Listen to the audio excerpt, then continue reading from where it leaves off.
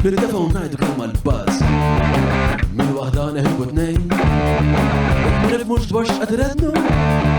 Nistaqsu kif u x'fatta u fejn. Il-Barca Staġġar! Fuq il-Barca Staġġar! Mela, tlaqna? Merħba għal-episodju tal-podcast illum fl-studio għandi l-ħabib tiegħi li huwa Andre Xkembri, ex-player ta' tim nazzjonali Malti, kien jilgħab mal-Hibs, kien jilgħab ma' Marsa Xlok, u kull Andre kellu traġitt interessanti ferm fid-dinja internazzjonali tal-futbolla fil-Ġermanja, l-Ungerija, Ċipru, l-Portugal, spiċċa karriera l-Indja. Ma' Andre ħadet żgur dwar il-biografija tiegħu kemm fit-tfulitu u kif speċjal il-taqama dan il-passjoni, x'kienet il-motivazzjoni li waslitu biex isus wara din il-ħolma tiegħu u llum il-ġurnata x'inhu jagħmel u fejn jara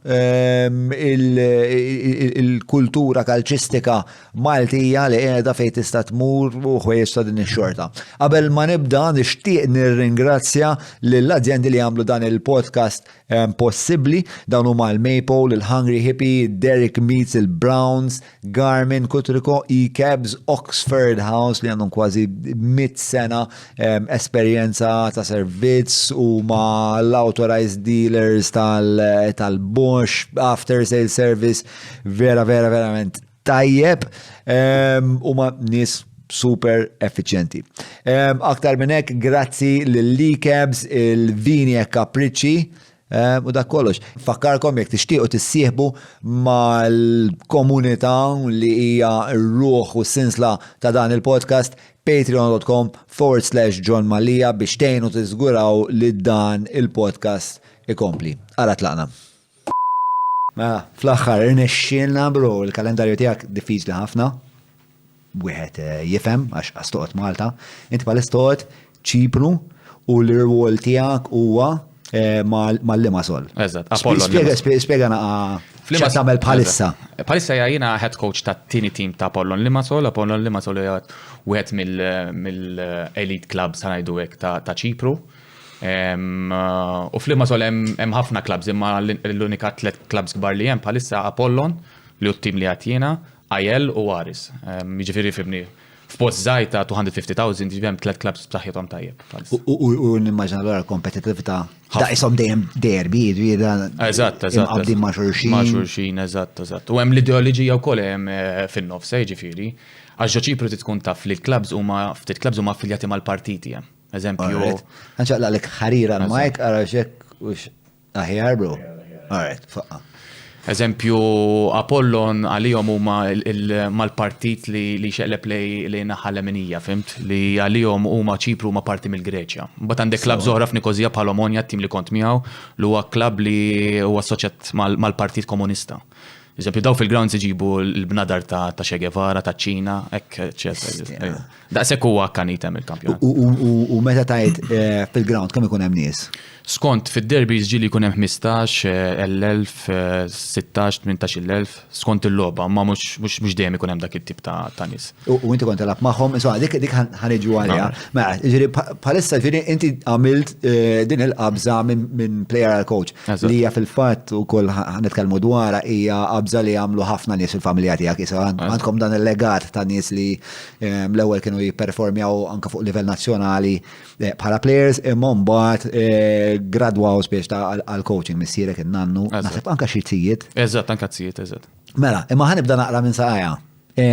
Illum skopri l-istorja ħelwa ta' Andrea Pirlo li minn mhux daqshekk segwaċi tal-futbol. Andrea Pirlo huwa dan il-playmaker leġendarju tista' tgħid kien jilgħab mal-Juve, kien jilgħab mal-Italja, kien plejer meqjus ħafna. U fil-biografija tiegħu iddedika kapitlu għalik. Għalfej, spiega naqra għalfej. Dik fit-2012 kienna nilabu mat-Taljani, away, il-Modena. U ovvjament qabel il-logħba l-coach saqsini għalli m'għandi bżonn tipo mhux pjaċir imma ta' istruzzjonijiet biex nimmarka l-Pirlo man to man. Issa minnu mitla tal-futbol l il-ġurnata ma timmarkax player man to man, il-loba siħa, fimt? Immaġinanti ġon, tmur tila 5-a-side u toqgħod ma l-istess player il-ħin kollu ma t-teħx ċans ġifieri. Ara kif iġibu dak il-player. Ovvjament, jiena kelli nobdi. Dik kienet tattika antika li ma dix tintuża, ġifieri. Ma tantx tintuża, eżatt, ma tantx. Inti ovvjament mhux se tagħmel 90 minuta ħin kollu ma' player għax anke inti tiddejjaq li qed timmarka l dak il-player. Imma wkoll hemm aspetti tattiċi li ma tantx jagħmlu sens. Ovvjament jiena I agreed at the end of the day u l-coach u da ma tajtux nifsi ġifieri kull fejn imur jien nagħmel dawk il-passi ħdej. Bdejt intih dawk il-5-10 metri fim biex huma ma jtuħx il-ballun lilu. Għax ovvjament it-Taljani kienu jagħmlu l-build-up tagħhom tru Pirlo. Hekk intom taqtalhom il-Pirlo kienu jsibuha diffiċli ħafna fil-fatt dew jsibuha diffiċli biex jippruvaw jiskurjaw. Alla vol jiskurjawna fl-ewwel minuta minn mek jidirlix minn xi corner u mbagħad skurjawna fl-aħħar ġifiet lifna 2-0. Ovvjament jiena aċċettajt li nagħmel dak il-pass. U ma Pirlo bdejt noqgħod dawk it-temmeters mhux inkollu ħdejh imma bdejt noqgħod viċin tagħhom, viċin tiegħu biex ma nħallihomx jaqsmu lilu, fimt? U issa ħadmet naqra xu inħaraq ħafna. U wara l-logħba ġi fuqi għalli isma' għalli għax labtek. Qedtlu mhux il-coach għalli biex nilab hekk jiena tipo x'nagħmel ma nilabx hekk. Imma mbagħad kien raġel biżżejjed li s-soltu ma mpajrtax il-gier għax inħossa naqa' ma nħossix daqshekk tajba, ħafna players Maltin morru jiġu biex ipartu l-ger mal-players. Tħossa naqa meskina. U darba kelli esperjenza kera kont għadik żmien min kien jilab ma' 21s ta' Malta. Kont tilab eżempju Wednesday u Thursday jilabu l-kbar, allura kont tara l-kbar. U darba rajt player Malti mar ibiddel il-ger ma' player barrani u dak il-player barrani mbagħad il-ger ta' dak il-Malti taħ il-cheerleader. U dik baqat li fil-memorja tiegħi tipo ara x'noqqas ta' rispett. U qatt isni ma mort fuq il-players, imma fuq Pirlo mort minħabba ħabib tiegħi li hu Juventin biex nagħmlu sorpriża u kien raġel biżejjed li partat nieħu jiġi tajju l-ger. Imma kien ħafna arrabjat ħafna. Kien irrabjat miegħek. Ejja, kien maħruq. Frustrat. Ejja, frustrat dik il-kien. U fil-ktieb u jgħid li ddedika kapitlu sieħ għalik. Għala ximpat ħallejt. U meta Pirlo mistoqsi min kien l-iktar player taf li qatlab kontriħ, għal Andres Kembri. Għazza. U fil-fatt u jibda jgħid ukoll li speċa bda jgħid il-sħabu stess ma jqasmulux. Eżatt. Fil-fatt u bda jgħidilhom bit-Taljan anke bda jitkellem ħażin bit-Taljan. Imxu iktar qudiem il-ballun taqgħodux temmek għax huma bdew jitfixklu. Daw immaġin għandek it-two defenders warajk jagħmlu l-build up through him għax hu kien lab qudiemhom. Allura daw bdew jitfixklu minn għalija kienet jilab Barzagli u hekk min ixsejjer żball Bonucci. U bdew jqasmu l-xulxin, laqas jafu l-minn bdew jqasmu daw. Għax is-soltu jidħol bejnietom u joħodu. Imma tant kemm ma setax immur imkien għax bdejt immur miegħu li fis-sens u min jaf kif l-istil tal-lob tiegħi jien differenti ma nilabx dak l-istil, fimt? Imma l-coach rid nilab dak l-istil dik il-ġurnata u tipo ħadmet imma at the end of the day ma rbaħniex so. U din ħadmet ħafna. U din hija frustrazzjoni tiegħek naqra fil-fatt. Fil-fatt inti fuq ir-radar tiegħi ġejt dakinhar meta xaħta dili din l-intervista. Jien m'iniex xi mitla ħafna tal-futbol, ġifieri però l-istorja tiegħek toġobni ħafna ġieli tiegħek. U xaħta dili insomma din l-intervista tiegħek ta' wara din id-disfatta kontra t-telfa kontra l-Ingliżi, kontu tliftu tnejb xej, il-reporters biex taqallek, mortu tajjeb biex, tipo da kien kuntent, tnejb xej kontra l-Ingliżi aħna Malta. U da għallu, insomma, he gave him a piece of his mind li jiena li kont segwaċi anke tal-futbol Malti, imma mbagħad kemm ħadd mur għall-ground tarhom kollha fil-kaxxa. Għattin alla fl-aħħar hemm xi ħadd li jista' jgħid il-verità u forsi għax inti minn hemmhekk tibda tnaqa' dijanjosi u mbagħad naraw se nagħmlu. Eżatt. Mela, imma ħanibdew naqra mill-istorja tiegħek. Il-futbol tiegħek fid-DNA. Eżatt. Spjegalna naqra il-legat ta' Xkembri x'inhu. Le, bażikament, in-nannu Salvino Xkembri kien l-ewwel kaptin tat-tim nazzjonali Malti meta labu l-ewwel logħba internazzjonali fin-1957 mal-Awstrija. Jiġifieri kien l-ewwel captain. Ovvjament kien wieħed mill-plejers żbar jiġifieri anke jiena kont nipjaċi niftaħar miegħu meta kont nintaqa' mur nara n-nanniet, eżempju f'San Vincenzo kont titkellem ma' xjuħ l-oħra, kienu jgħidu, kont ngħidilhom non tiftakru Salvino Xkembri kienu jisu l-alla tal-beltin kien lab mal-belt.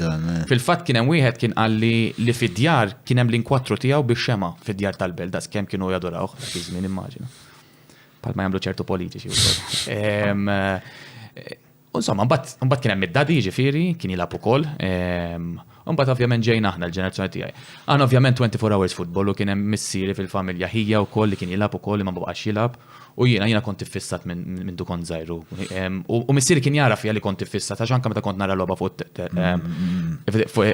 fuq television dejh, kien jara li kont isni hekk imwaħħal mat-television nara x'inhu ma jagħmlu fim u nsaqsih ċertu mistoqsijiet li għal dik l-età ma tantx issib li jsaqsuhom hu. Ġifieri inti għamilt tiftakar xi punt f'ħajtek fejn għamilt għażla konxja li se ssir footballer jew sempliċement feġġejt fid-dinja rajt li isma' l-irġiel kollha ta' ħajti huma l-adulti kollha huma footballers mela jiena footballer, speċa dik hija l-ħajja li titwieled u ssir footballer. Jew kien hemm mument fejn għad din it-triq li se nieħu jiena. Diffiċli biex tajt għax ovvjament meta titwieled familja fejn tara futbol biss inti at the end of the day. Isek tispiċċa tħobbu l-futbol, però niftakar żgur huwa li every Tuesday dak iż-żmien kien jintlabu, insomma għadhom jintlabu every Tuesday kien ikun hemm Champions League. U kont noqgħod mad-dadi ħdejh fuq is-sufan u kont noqgħod narhom jilagħbu.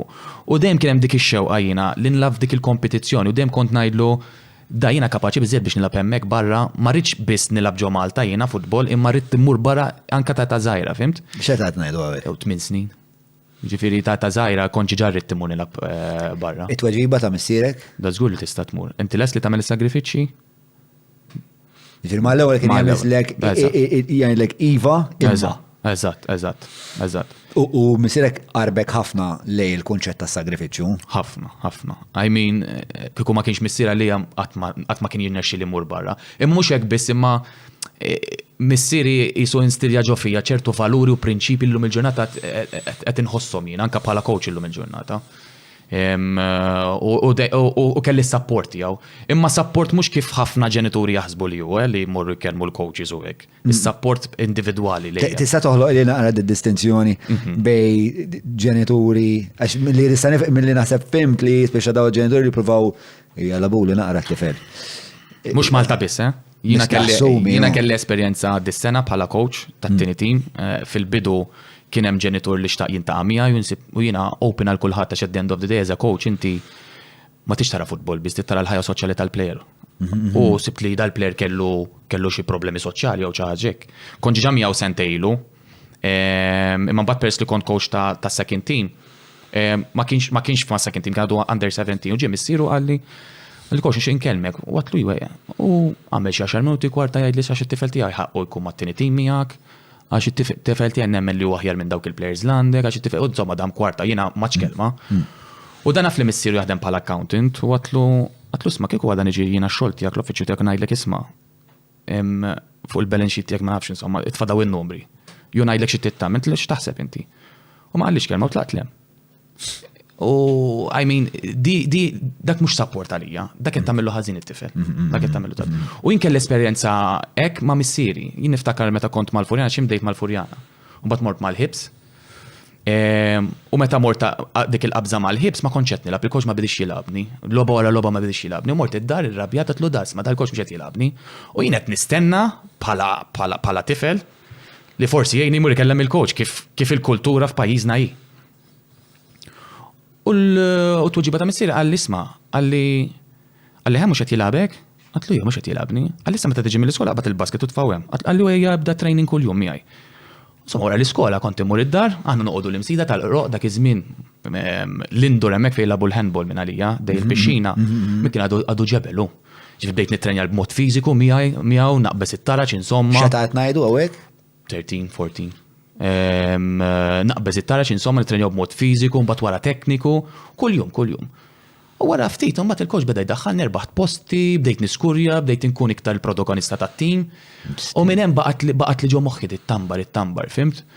U bekk jiena llum il-ġurnata il-missieri, jiena tpinġija waħda għandi hawnhekk, portret ommi ta' missieri. Jiġifieri bekk nibqa' l-ommi u missieri nożżom għax daw għalmuni ċertu valuri prinċipji li fil-ħajja tal-lum ma tantx narhom, fimt? Speċjalment meta nara il-ġenituri tal-players, fimt, ma nafx sport oħra, to be honest, ma nimmaġina l-istess. Naħseb li tiġi replikata ma f'disciplini oħrajn. Id-distinzjoni jekk qed nifhem sew huwa li missierek li missierek li kien bnidem rispettat nimmaġna l-Furjana. Kellu l-għażla nimmaġna li jmur fuq il-coach għajlu sma naraw nistax nalabuħna għall-Andre. Imma l-għażla kienet. Da meta kont mal-ħibsu ma kienx coach miegħi. Mill-Furjana u kien coach, kun head coach ta' kulħadd. Imma ġili ma kienx jilabni li biex il-ġenitur ma jgħodux jgħidu għala tilab kien jifani fuq il-bank li. Li kont inħossa wkoll bħala tifel, fim? Imma li huwa żgur li jiena narafa fik li il-fatt li missierek tak daw it-talimiet ibsin, għax nimmaġnat meta tkun tifel, mux ma tix tisma' tfal-basket emme ħamur niġru, inti tisma' solvili u l-papa jsolvi kollox.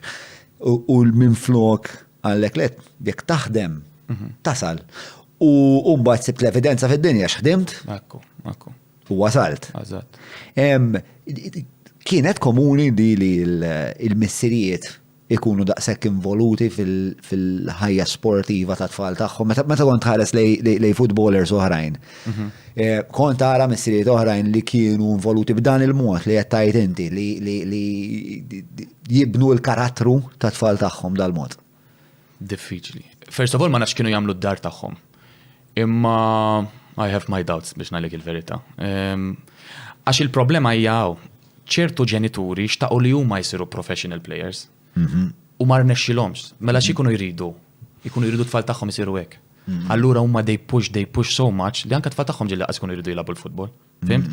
Imma tant kemm iridu dak li xtaqgħu huma meta kienu żgħar li provaw jitransferu fuq tfal tagħhom, which is the worst thing you can do. U inti dif missierek ma sejtix li xtaq. Id-differenza hija li jiena kont indejq il-missieri ħafna drabi. Kont ngħidlu ħamur intrenjaw, kont indejq kwalinkwa ħaġa jiġifieri. Anke meta kien isajja jipprova ngħidlu għadda blit-tennis ball ħan ikkontrolla, jiġifieri kont indejqu ħafna.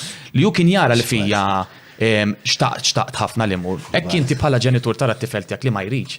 At the end of the day mbagħad mhix sostenibbli, mbagħad taqta' qalbek intu wkoll fimt li tissapportjah mhux tippuxjah, fim? Din hija dilemma diffiċli jiġifieri jiena bħala ġenitur, ovvjament inkun nixtieq li jekk it-tifel tiegħi beda xi ħaġa l-estija jagħmilha bl-aqwa mod li jista' u kultant tiġi f'din id-dilemma fejn it-tifel pereżempju niftakar il-pjano meta kellu xi 7-8 snin, jien xtaqt li t-tifel tiegħi jitgħallem strument. Imma ma kellux dix-xewqa. Però jiena kelli dix-xewqa u konna ngħid imma mbagħad jekk forsi 3 snin 4 snin oħra da jgħid kemm nixtieq li tallimt il-pjano. Allura fil-bidu konna nisfurzaw ftit. Imma mbagħad isu meta da fiera ma rridx. Ma mbagħad eventwalment fil-każ tiegħi sibt li kien interessat ħafna iktar fl-istorja, fil-kidba u f'daw l-affarijiet li għalija tajjeb ħafna speċa huma l-affarijiet li nifhem fihom jien. Mhux l-istorja mal-kidba. U speċa stajt dejjem nagħti iktar inċentifik. Bħala tifel imma inti speċa tinstema meta tgħidu dawn l-affarijiet tinstema bħala tifel differenti minn oħrajn. Kont ħossok differenti minn oħrajn? La xejta. La xej. Li kellek din id-determinazzjoni li ta' kont tajt jiena ħamur nilab barra. Ifimni, dak iż-żmien forsi mallum il-ġurnata hemm ħafna tfal li tant kemm jaraw fuq it-television, tant kemm jaraw maybe fuq social media li hemm dik id-drive tal-players tat tfal tagħna llum f'Malta kabarra li jixtiequ jagħmlu at professional level, però d-differenza huwa li ma jafux li d-drawwiet tal-lum meta inti żgħir ekkux daw id-drawwiet jistgħu jagħmluk play professjonali barra, għaw ħafna tfal li jixtiequ imorru jilabu barra, imma mhux lesti li jagħmlu sagrifiċċji, jew li forsi jmorru jitrenjaw mbagħad jagħmlu lek xi 4 sigħat 5 sigħat jew fuq il-mobile jew fuq il-PlayStation. I mean at that time fi żmieni ma konniex nagħmlu aħna konna ħinkollu nlabu barra u niftakar kienet daħlet il-PlayStation hija kien qalilhom alla ra tixxilu l-PlayStation. Għax hu ma jibqax jilab barra. Hu ikbar minnek? Ejja 7 snin ikbar minni. If ikun hemm dawk il-mumenti fej il-ġenituri joħutek jgħinuk jissapportjawk li huma importanti ħafna. Jien kont laki li kelli dat tip ta' support warajja. Inti kellek dil-istruttura, kellek żgur dan il-legat ta' nies li jafu xi ġifieri biex tilħaq ċertu livell f'disciplina oħra fil-futbol biex kienu jafu. Allura jistgħu malajr jgħidulek isma' jekk inti tittasal minn A sa B din hija triq. U ovvjament imma kellek ukoll din ix-xewqa. U qed insaqsik jekk kontx tħossok differenti fis-sens ta' bħalmat lek qabel ma bdejt il-xismu kont kellem li Xon. Xon Buħaġar li kien fuq il-podcast huwa id-direttur ta' Teatru Malta. Li kien skola miegħek. U għalli Andrea nħobbu ġbin, imma meta konna nilabu futbol fil-break, ġifiri. Speċa bitxa xogħol kienet tilab il-futbol miegħek. Eżatt. Għajdilna speċa kif kont tikkomputa inti, speċa inti din ix-xewq dan id-drive tiegħek u inti kont tilab fil-bitħa tal-iskola ma daw it-tfal li ġust hemmhekk biex jgħidu tiegħu baż speċa. Eżatt. U dak iż-żmien ġo ma nafx l-istess qed jagħmlu da żminijiet. F'ground wieħed kienu kun hemm xi 10 lobbiet għaddejjin. Salla mari settajt. Jiġifieri joħroġ lok il-ballun barra jixxutjaw. Jixxutjaw lek eżatt tiġri wara l-ballun. Imma fl-istess ħin meta tilab f'pitch fejn hemm 10 lobbiet għaddejjin, anke inti dak huwa tip ta' training li llum il-ġurnata ma tantx għadek tara peress li it-tfal m'għadhomx joħorġu jilagħbu fit-toroq, ma nafx hekk għadhom jagħmluhom l-iskejjel, fimt? Ġifieri kienet wkoll.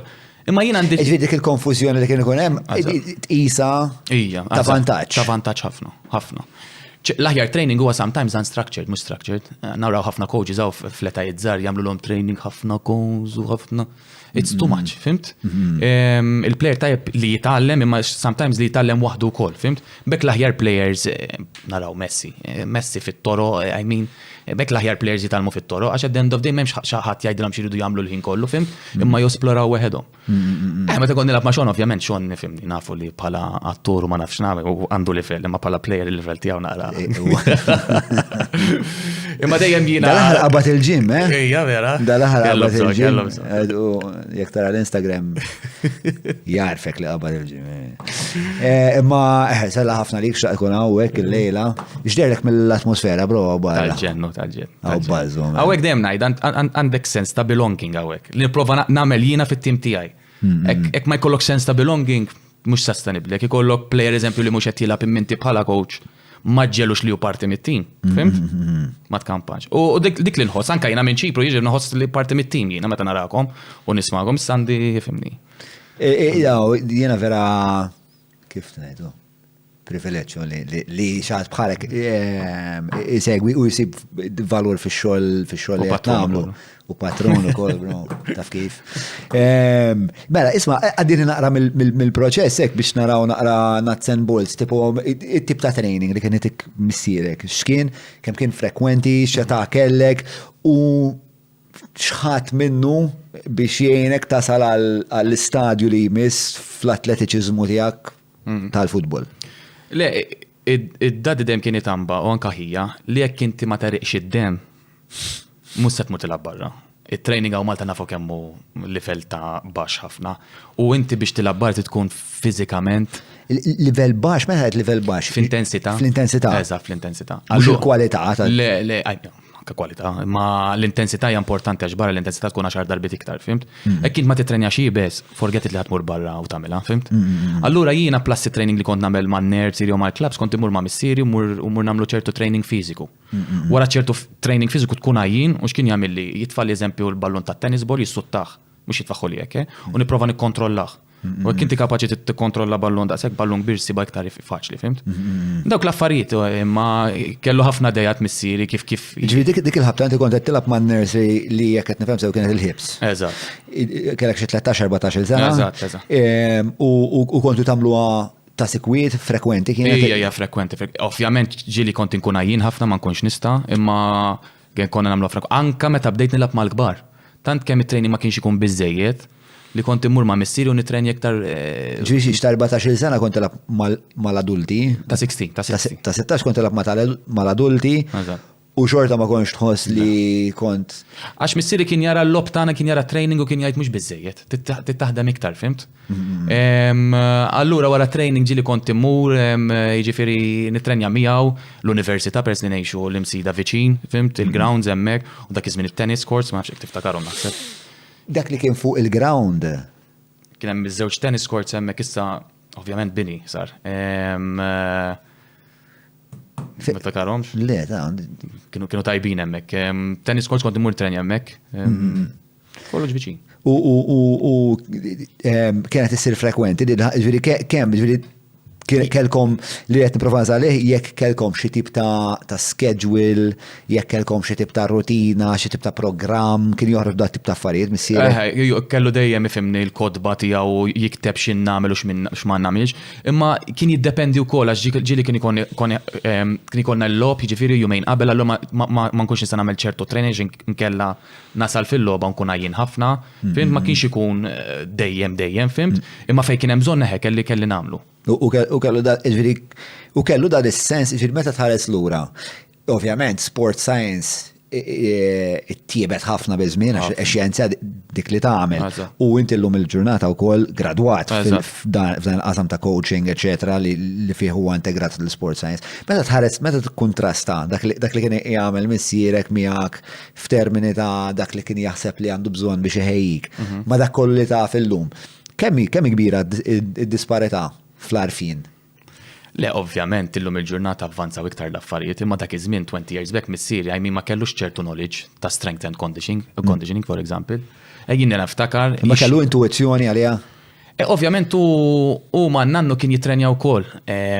Niftakar meta Slima u kien jilab ma' Slima, kienu labu mal-Barcellona Jonu Camp. Kien jitrenja, apparti li ma' Slima kien jitrenja ma' missieru. Fim, bil-ġaketta tal-ramel jitrenja jagħmel ix-shuttle runs jiġifieri fix-xemx wara x-xogħol, fimt? Biex ikun preparat biex jilab kontra Barcellona. Fil-fatt ma' Barcellona kienet waħda mill-aħjar lobit li labu. Slima kienu tilfu b'xej penalty. Jonu Camp, Jo Camp nu kif jgħidu insomma. Nu Camp huwa l-ground tal-Barcellona, okay. U ovvjament ifimni għajna b'dik il-kultura fil-familja tagħna li training f'Malta mhuwiex biżejjed, allura titrenja b'mod individwali, fimt? Imma dak iż-żmien qed ngħidu missieri kien jixxi l-kodba, kien jagħmel li plyometrics illum il-ġurnata l-plyometrics huma something. Fimt? Spjegalna plyometrics x'inhuma? Plyometrics huwa meta dak iż-żmien kien jixxi li kaxexu jiġifieri biex naqbes biex tin iktar saħħa fl-isprint tiegħi for example, fimt? Il-plyometrics huma d-dawl tal-kaxex li taqbes minn fuq kaxxa. Eżatt, hemm ħafna tipi ta' plyometrics, fimt x'tista' tagħmel. It's about explosive energy. Exactly. Biex ikollok ċertu power fil-logħba. Dak iż-żmien kien ġa jaf bil-plyometrics missier. Eżatt. U mixċimi u xi wieħed wieħed ta' skola ngħidu hekk, imma tant kemm rid jgħinni lili, tant li dak iż-żmien ma tantx kien għarfien, tant dak iż-żmien l-internet rari kien jeżisti, fimt li kien jixxi l-kodba u jipprova jara x'jagħmel biex li jimprovjani f'ċertu mod. U intom tlieta qegħdin, aħwa, u li hu kien jilab, oħtok kellha xi xewqa li kienet tagħmel isfin oħti. Ma kienx fil-futbol. Le, mhux fil-futbol. U missierek ġieli prova jipperswadija? Le. Ma kienx dak it-tip missier. Laqqas xejn. U Huk x'kienet l-istorja? Hija kien plejer tajb ħafna, kienu jgħidu kien ħafna ħjar minni, kien iktar intelligenti fil-logħba tal-futbol, imma hija ma kellux naħseb dik id-drive li kelli jiena, for example. U bekk naħseb missieri ma baqax mhux jippressa ma jissapportja iktar lil hija. Mbagħad hija kien mar jistudja barra u kienet qisu diffiċli għalih biex ikompli l-futbol. U naħseb dik li hemm differenza bejni u bejħija, jien kelli iktar drive. Minn fejn ġejja drive? Mistoqsija tajba. Naħseb minn meta kont nara Champions League, dejjem xtaqt li nipprova nilgħab dawk il-kompetizzjoni. Ma ħafna nies miljuni jaraw Champions League. Id-drive tiegħek. Taf minn fejn ġejja?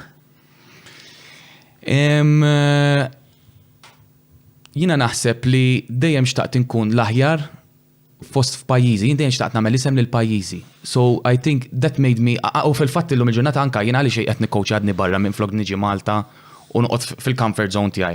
Jiena naħseb dik il-ħaġa li inti dejjem l-underdog and you want to achieve something bigger than yourself, naħseb dik minn fejn tiġi drive. Dejjem kellek din il- tirreżona miegħek din l-idea li inti tkun l-istorja ta' David u Gulija probabbli li lek toġbok ħafna, Braveheart joġbok ħafna. L-istess minn għandna problemi kbar għandna. Nispanna jsalbuna moħħok. Mela, kemm taħseb li minn dak il-ħin li dedika fik missierek, li investa fik missierek, huwa kaġun ta' suċċess li mbagħad inti kellek? Kollox naħseb. Inti bħala tifel, bħala atleta, hekk m'għandekx is-support tal-familja tiegħek u s-support ta' dawk in-nies ta' madwarek ħassiba diffiċli biex tipprova timmassimizza l-potenzjal tiegħek. Jiġifieri u r-riċerka tajtek inti m'għandekx competent coaching, competent parenting and the environment surrounding you can never fulfill your potential. U dik jiena ma kellix ħafna good coaching fl-opinjoni tiegħi meta kont Malta, imma kelli s-support tal-ġenituri tiegħi enitni ħafna, fimt? Enitni ħafna. Ovvjament ikun hemm dak il-potenzjal ġo fik nemmen, ovvjament, però l-potenzjal jisfruttuh lek l-ambjent li tkun qed tgħix fihek, fimt? Inti titweled biż-żerrija. Eżatt, eżatt, tal-ambjent li tgħix fih mbagħad. Kont tara ġifieri iktar il-qudiem meta inti bdejt isir qed nimmaġna iktar determinat, iktar perswas fit-talenti tiegħek li huma jistgħu jwasluk biex tasal biex twettaq dawk ix-xewqiet li kellek. Kont tara d-diverġenza fl-attitudni tiegħek u ta' plejers oħrajn li kont tilab magħhom dak iż-żmien? Iva, imma kont nara naħseb jiena llum nifhimha li kont nara x'eżempju jiena niftakar fi żmieni minn qed jaranu mitla tal-futbol kelli plejer miegħi mal-Furjana, kienu jgħidu l-Boqli, Christian Caruana. Dak taraħ jilab ta' dik l-età tajda isu Messi kien. Kieku daw Barcellona għamlu kif għamlu Messi ħaduh mill-Arġentina meta kellu 12 years u ħaduh fl-akademi tagħhom u ħaduh sibu, dak kien isir bħalu żgur. Dak kien jaqbad il-ballun mill-gowler jidribilja l kulħadd u jiskurja. Imma at the end of the day mbagħad l-ambjent li jgħix fih kien hemm min jissapportjah anka xi jkol id-dar. L-edukazzjoni wkoll hija importanti, il-valur u l-prinċipju li joħolqu ġewwa d-dar u l-kultura li toħloq ġewwa d-dar.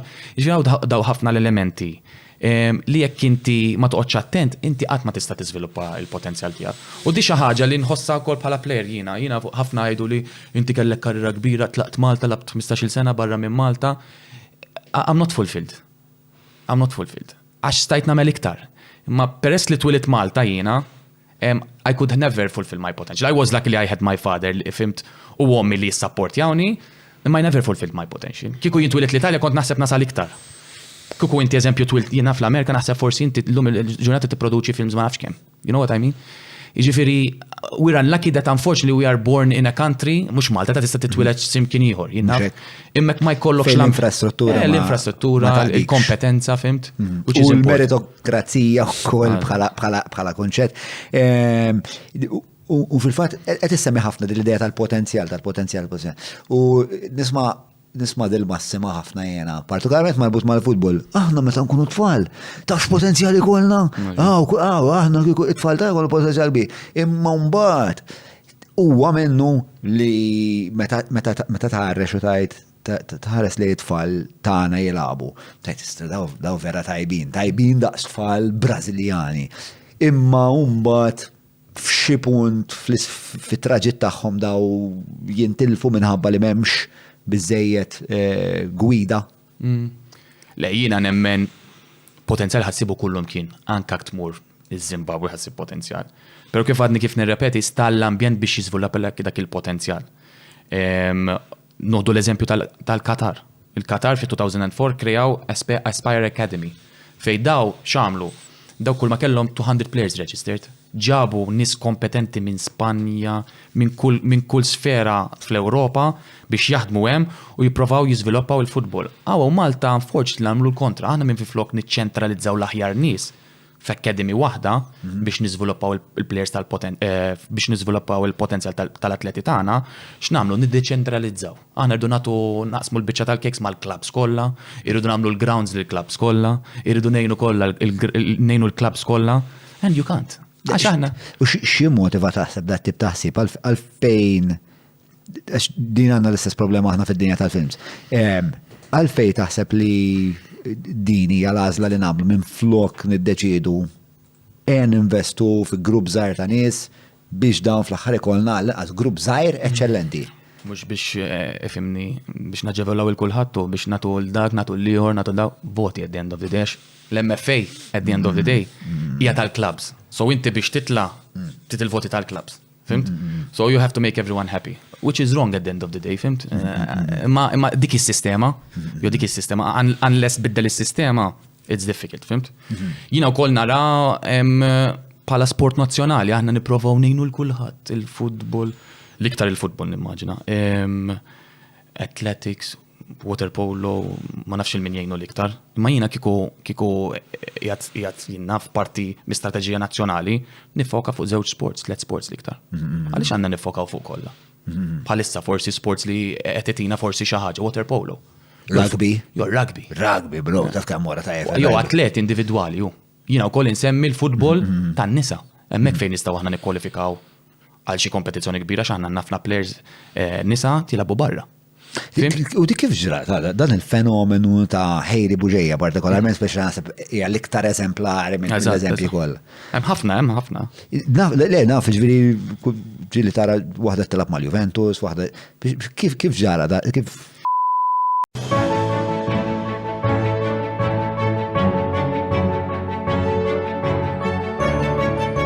Il-ħobża tal-Malti, il-ħobża tal-Maltin, minant il-Maypole. Jiena saqsejta saqsejta l-ħafna players femminili. Jiena għandi teorija li ngħid li peress li daw meta jkunu żgħar jilabu mal-boys, for sure they get bullied. So ir-reżiljenza tagħhom hija b'saħħit iktar mill-boys. Aħna l-players tagħna jmorru jilabu barra wara xarej, jerġgħu jiġu lura. Mihomx b'saħħithom biżejjed. Imma n-nisa tant kemm draw mal-boys, jilabu mal-boys, and it's even difficult for them. So dak irrabbu ċertu oxra. Meta nsaqsihom jgħidu li vera. Meta saqsi il-players nisa? Eżatt. Meta saqsihom. Għax it's incredible, hemm ħafna, ma nafx kemm għandna bħalissa, hemm ħafna femminili qed jilagħbu barra bħal Hailey qed tilgħab f'kampjonat. Issa l-Amerika u qiegħda. L-Amerika, mela. Għandna ħafna fl-Italja. Għanna naf li hemm ħafna fl-Italja u Hailey fl-Italja mbagħad marret l-Amerika.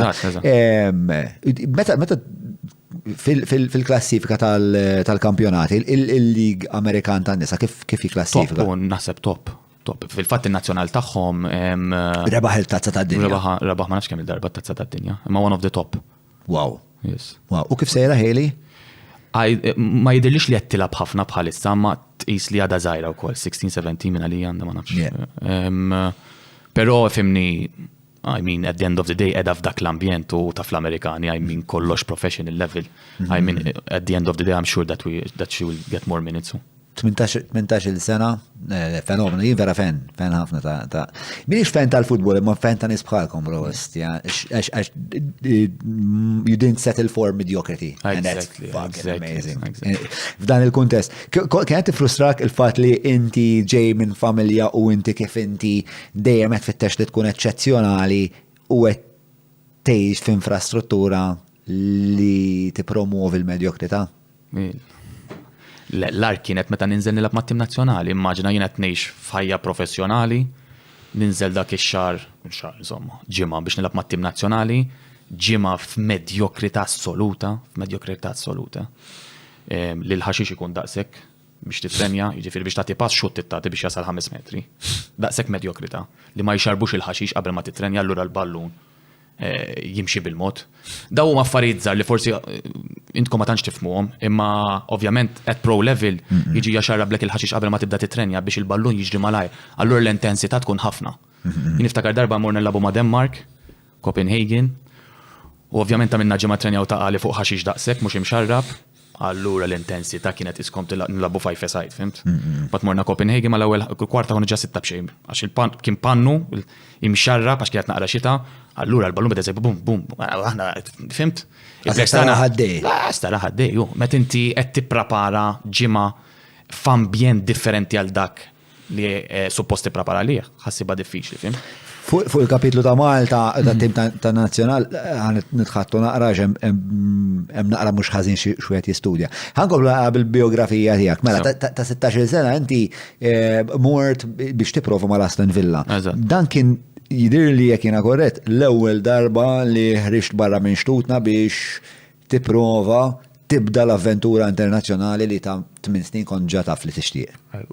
Qabel kont mort Bari wkoll l-Italja. Kien hemm ħabib tiegħi Malti li lapem u kien kellimhom biex imur hemm provajt ukoll.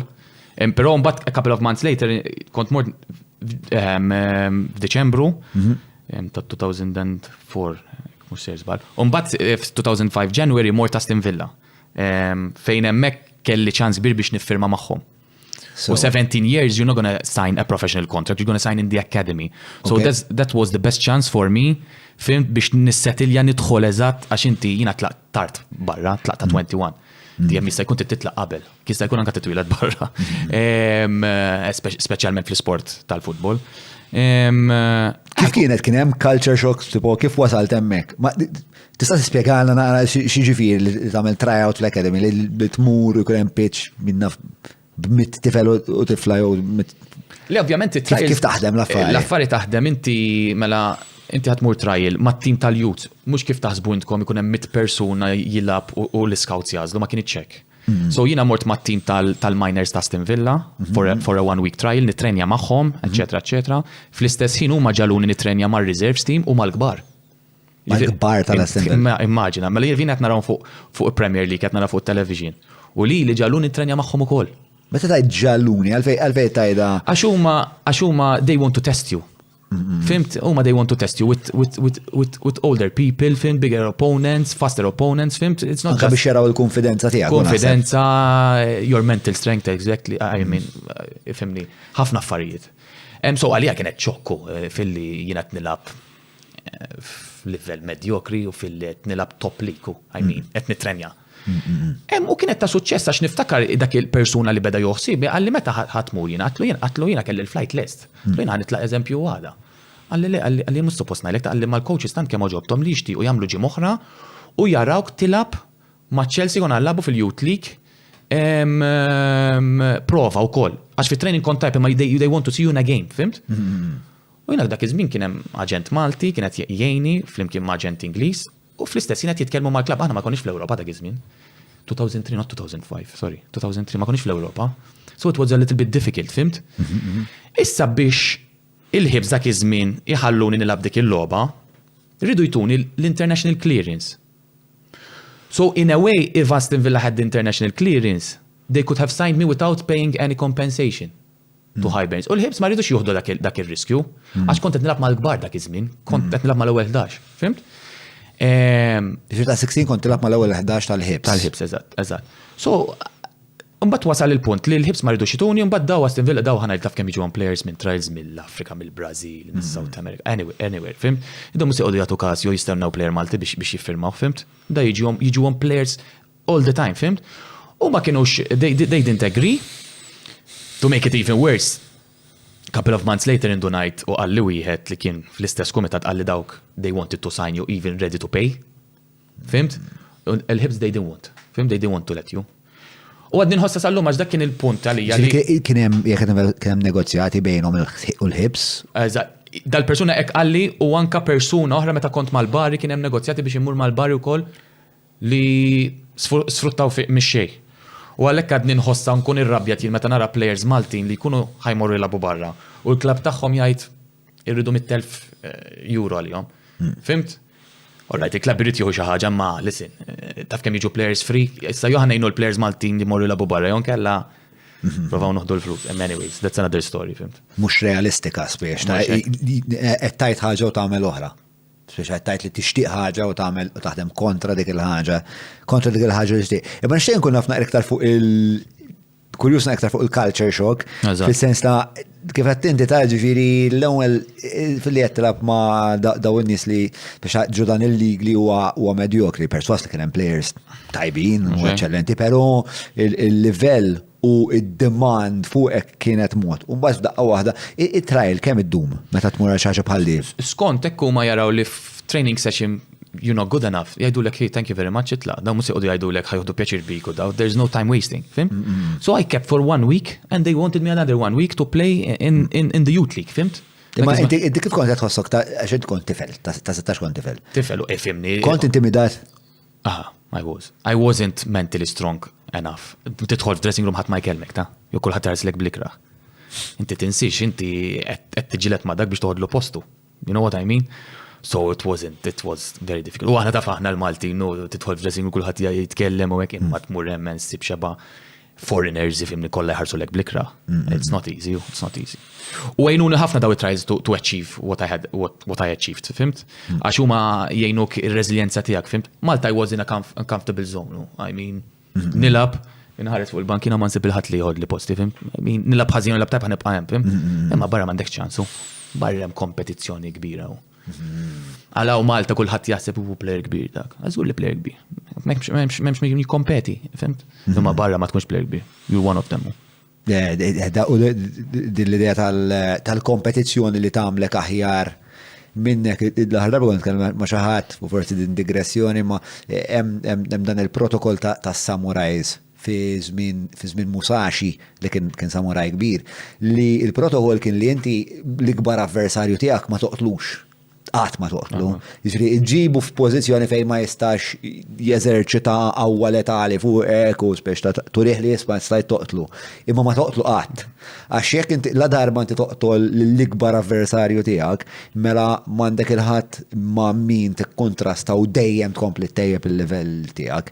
U dik hija xi ħaġa li sfortunatament in-nies ma sibx li Malta biss li n-nies inti l-ġisem minnu il-bioloġija tal-bniedem hija li jfittex l-stasis li jkun dejjem komdu. Il-kumdità. Allora il-kompetizzjoni inti id-dinatura inti tajt il-kompetizzjoni jew ħaneqrida. U biex teqrida sib ħafna strateġiji differenti, mhux dejjem ħansir aqwa minna, imma ħanfottija, ħankellem il-coach, ħankellem il-president, ħanixtri l-dak. Hemm ħafna strateġiji ta' kif tasal biex il-kompetizzjoni li qed tismu. Ix-xejjina. Kemm kienet kemm tħares lura b'riżentiment għal fatt li l-Aston Villa ma morx talab magħhom? Tħossa, specialment meta kien hemm ċans kbir li nilab magħhom, però on the other hand, mbagħad ngħid maybe kieku mortem kont nispiċċa niġi homesick u niġi lura Malta and I would never go back abroad għax jiena titqis more ta' 21, so I was a little bit more mature. Fimt? U dik hija problema oħra li nsibu l-players Maltin, jitilqu ta' żgħira, maybe 16, 15. They're not mentally tough, they're not resilient enough, you know, to stay there. Jaqtaw qalbhom, jiġu lura Malta, u mbagħad qas ikunu jridu jersqu lura barra. Għax tant kemm kellhom esperjenza kera. Li jiena nara forsi mill-aspett pożittiv ngħid forsi ma nafx, forsi kont mortem mor tajjeb jisu nispiċċa I sign a professional contract u kont nilgħab Premier League, who knows. Imma forsi jien naf kien iħossni homesick u kont nerġa' niġi lura u kont nispiċċa nibqa' Malta. You never know. Imma tħossa li alla volja f'Malta jgħidu ħan nixtiequ l-players imorru jilagħbu barra. Fil-fatt inti ġejt lura u ma bqajx ma lebs. Le, mbagħad ma rridx inkompli nilgħab futbol, waqaf tagħmel xahar u nofs nilgħab. Xahar u nofs ma nilgħabx, ma ninżilx training. Ma rridx inkompli. U mbagħad dak iż-żmien kien hemm Viktor Xriħa li kien President tal-Belt, dak iż-żmien kien Marsa Xlok, u kien xtrani minn mal-ħibs. Dak iż-żmien kienet somma kbira ħafna, ma niftakarx is-somma ma kien hemm ukoll ftehim bejn il-presidenzi fuq kumpaniji u shares u hekk jiġifieri face might. Jiġifieri ħareġ somma kbira lija. Ma kont qattajt sentej u nofs ma' Marsa u konna ħadna l-lig. Issa Marsa Xlok, jien niftakar dan il-periodu għal darbohra nisħaqlek li jina għatma konċi fan enormi tal-futbol Malti, imma jien niftakar minn fejt, għalet nisma l-Marsa Xlok fil-Premier sejrin tajbi. Marsa Xlok mux water polo, immaġna jelabu. Biex kif daqqa waħda dawet jiddominaw il-Premier. Biex jiena korrett meta naħseb daw l-affarijiet fuq Marsa Xlok, jew hemm legat ta' futbol f'Marsa Xlok. Le, ma tantx, ifhem, illum il-ġurnata din Premier sa fejna fina, imma dak Premier illum. Minn għalija għadhom Premier. Imma Marsa Xlok qatt ma kien klabb li ħosem fil-Premier, dak Viktor Xriħa telagħhom it-third sal-Premier hu. Fimt, u ħadna l-lik u l-unika lik li ħadu Marsa Xlok, fimt, għadu sissa. Dawk is-sentej li kont qed tilgħab magħhom inti.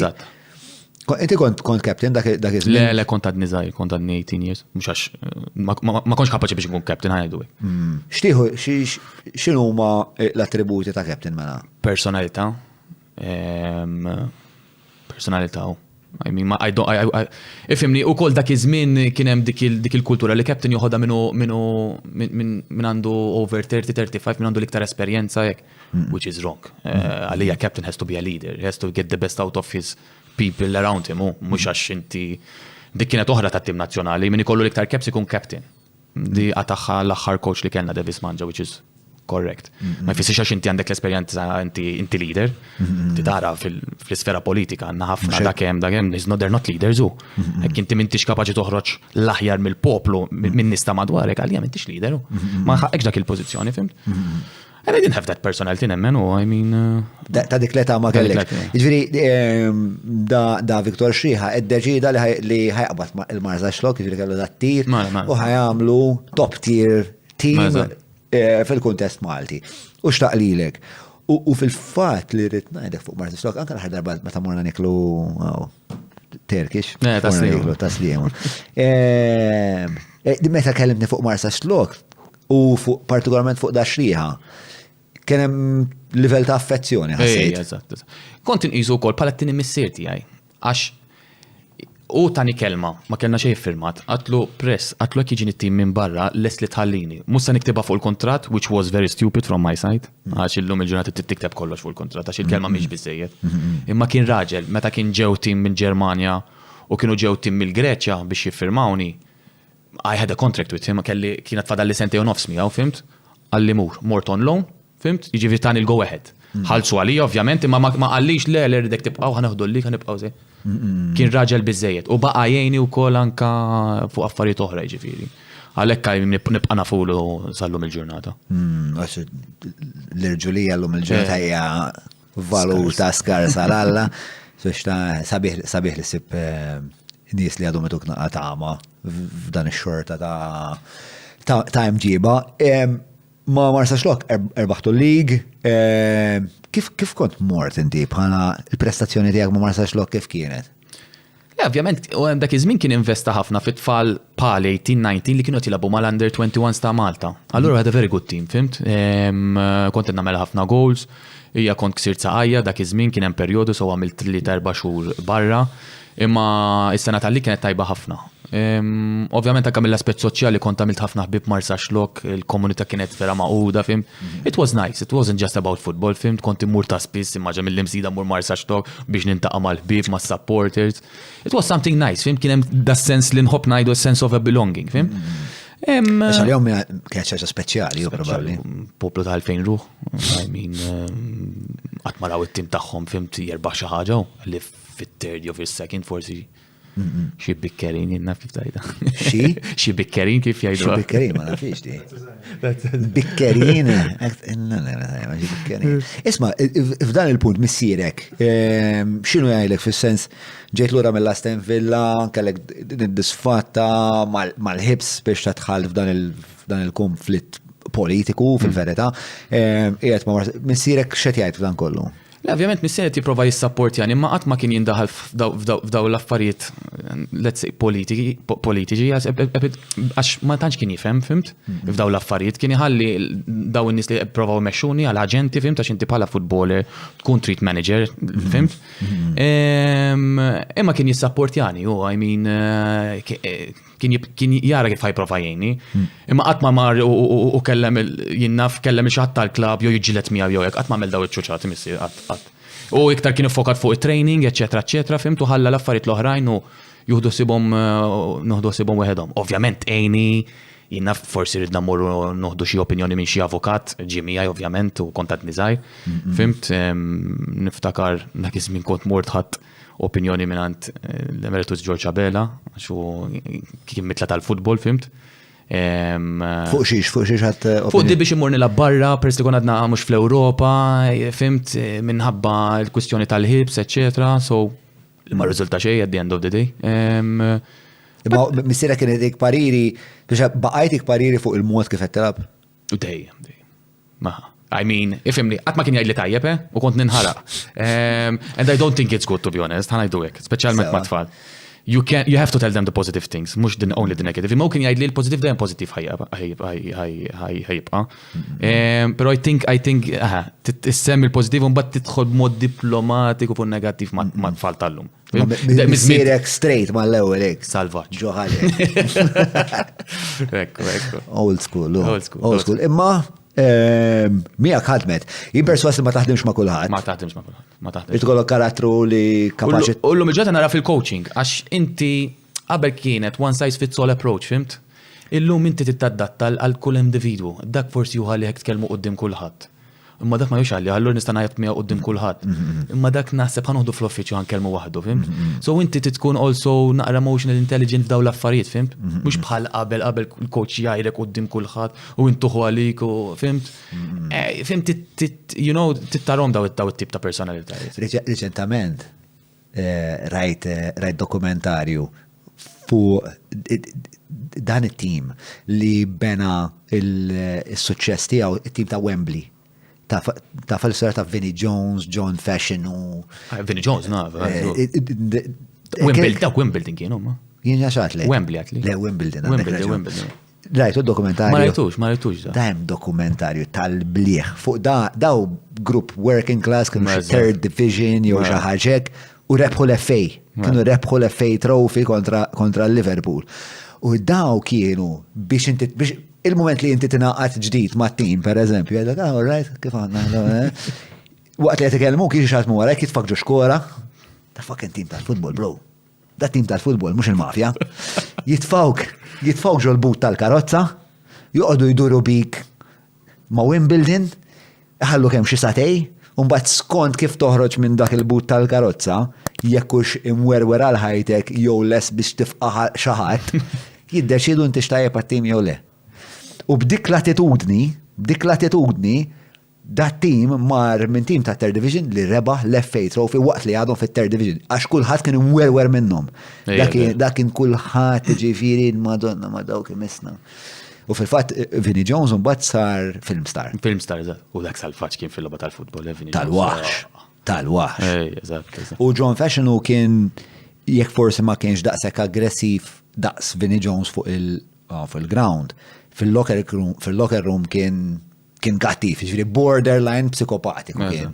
Ġifiri, imma interessanti kif min dak il-livell ta' aggressività u sfida tkisru. Mbagħad hemm min bħalek għalla fakit innoħda issa naraw. Biex perswasti kienet iddejjek meta missierek kien jgħidlek alla ma nafx tajjeb. Tħossa at the end of the day, fimni, imma at the end of the day naħseb tajjeb li jgħidlek il-verità, għax at the end of the day ma tistax inti kollox tajjeb, għax you're not gonna. Ma kien jgħidlek tajjeb ukoll għat li ma kienx jgħidli tajjeb. Ma kienx jgħidlek tajjeb. Ma kienx jgħidli tajjeb. U ma mbagħad iktar mbagħad meta bdejt nilabet pro level kien jgħidhom li, it-tajjeb u hekk jiġifieri, kien jgħidhom li. Għax kien jara l-lob fuq television u kien jibatli. Ma mbagħad kien jibatli ovvjament ma tajjeb kien jibatli isma' mhux qed narak fiżikament tajjeb. Qed tagħmel nara training on the side. Iżommok. Dejjem kien iżommni focus demmek. U kemm kien importanti l-approval ta' missierek? Jien għadu sista importanti l-approval tiegħu. Nibatlu l-lob tiegħi tal-tim, nibatomlu jgħidli x'tajjeb. Missier dejjem jibqa' missier, imma ovvjament missier huwa person mhux is not just a father, he's a coach, so jifhem f'dak li qed jgħidli mhux just għax missieri, fimt? U naf għax jien għaddejt minnhom u qed ngħaddi minnhom il-ġimgħa l-ġurnata bħala coach u dak li kien jgħidli għandu sosten, fimt? So għalhekk nibqa' tipo nisma' minnu, fimt? Ovvjament ikun hemm drabi fejn ngħidlu pa' isma' l-affarijiet imxew naqra l qudiem, fimt? U jibqa' jgħidli, fimt? Ma the end of the day. Ma xorta għandu valur dak li għalek papa tijak Erik u jismu. Eżatt. Erik Swembri. Mela, ħankoplu naqra bil-biografija tijak. Mela, ġejt l-ra ma marsax lok, tħattu l-lig, pero mbagħad kif għat inti ġejt misluf ġotim jismu Braunschweig. Braunschweig, eżatt. Braunschweig. Il-Ġermanja li huwa tim ta' Tillet Division fil-Ġermanja. U dan kien l-ewwel darba li għawek bdiet, l-avventura tiegħek bdiet, fuck it, tlaqna.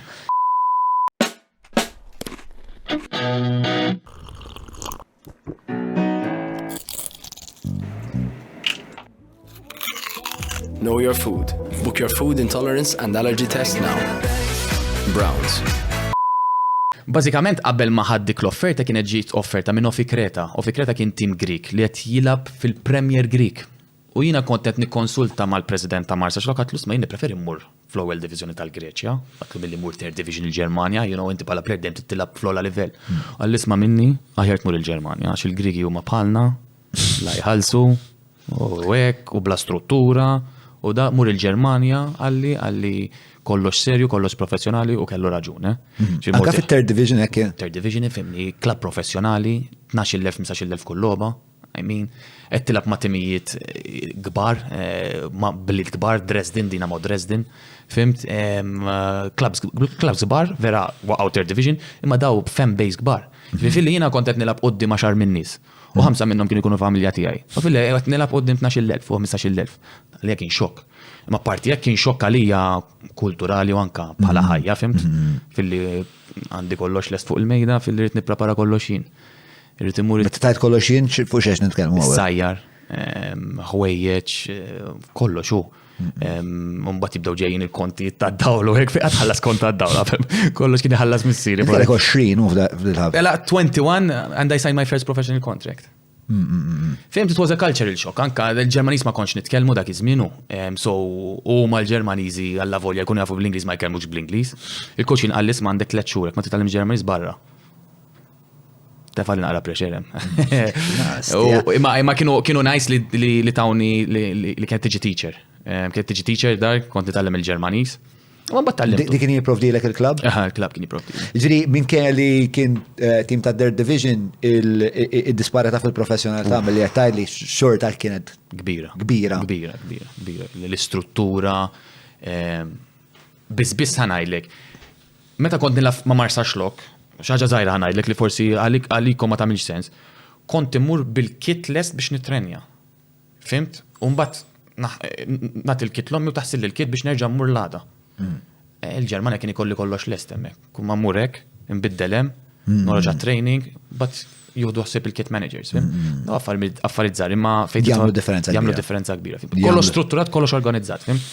Jiena hekk nemmen ġifieri nemmen li kulħadd fuq xogħlu li inti bħala plejer għandek bżonn tasal il-ground mhux qed taħseb isma' l-kalċett tiġi. Mhux hekk, jew tiġi bil-bast li nsejt biex tilab il-futbol. Eżatt. Għalkemm, mela, x'kien hemm li issa li bdiet l-avventura tiegħek u f'daqqa waħda issa tgħixha. X'kien hemm dik il-kaxxa tal-avventura ta' plejer internazzjonali li ma bsarx li tassib fil-kaxxa ta' plejer internazzjonali? U forsi li moġbok ukoll li qed infittex naħseb hawnhekk. Le, ovvjament kont qed nistenni. Qed jitkellem Andrex Kembri u inti qed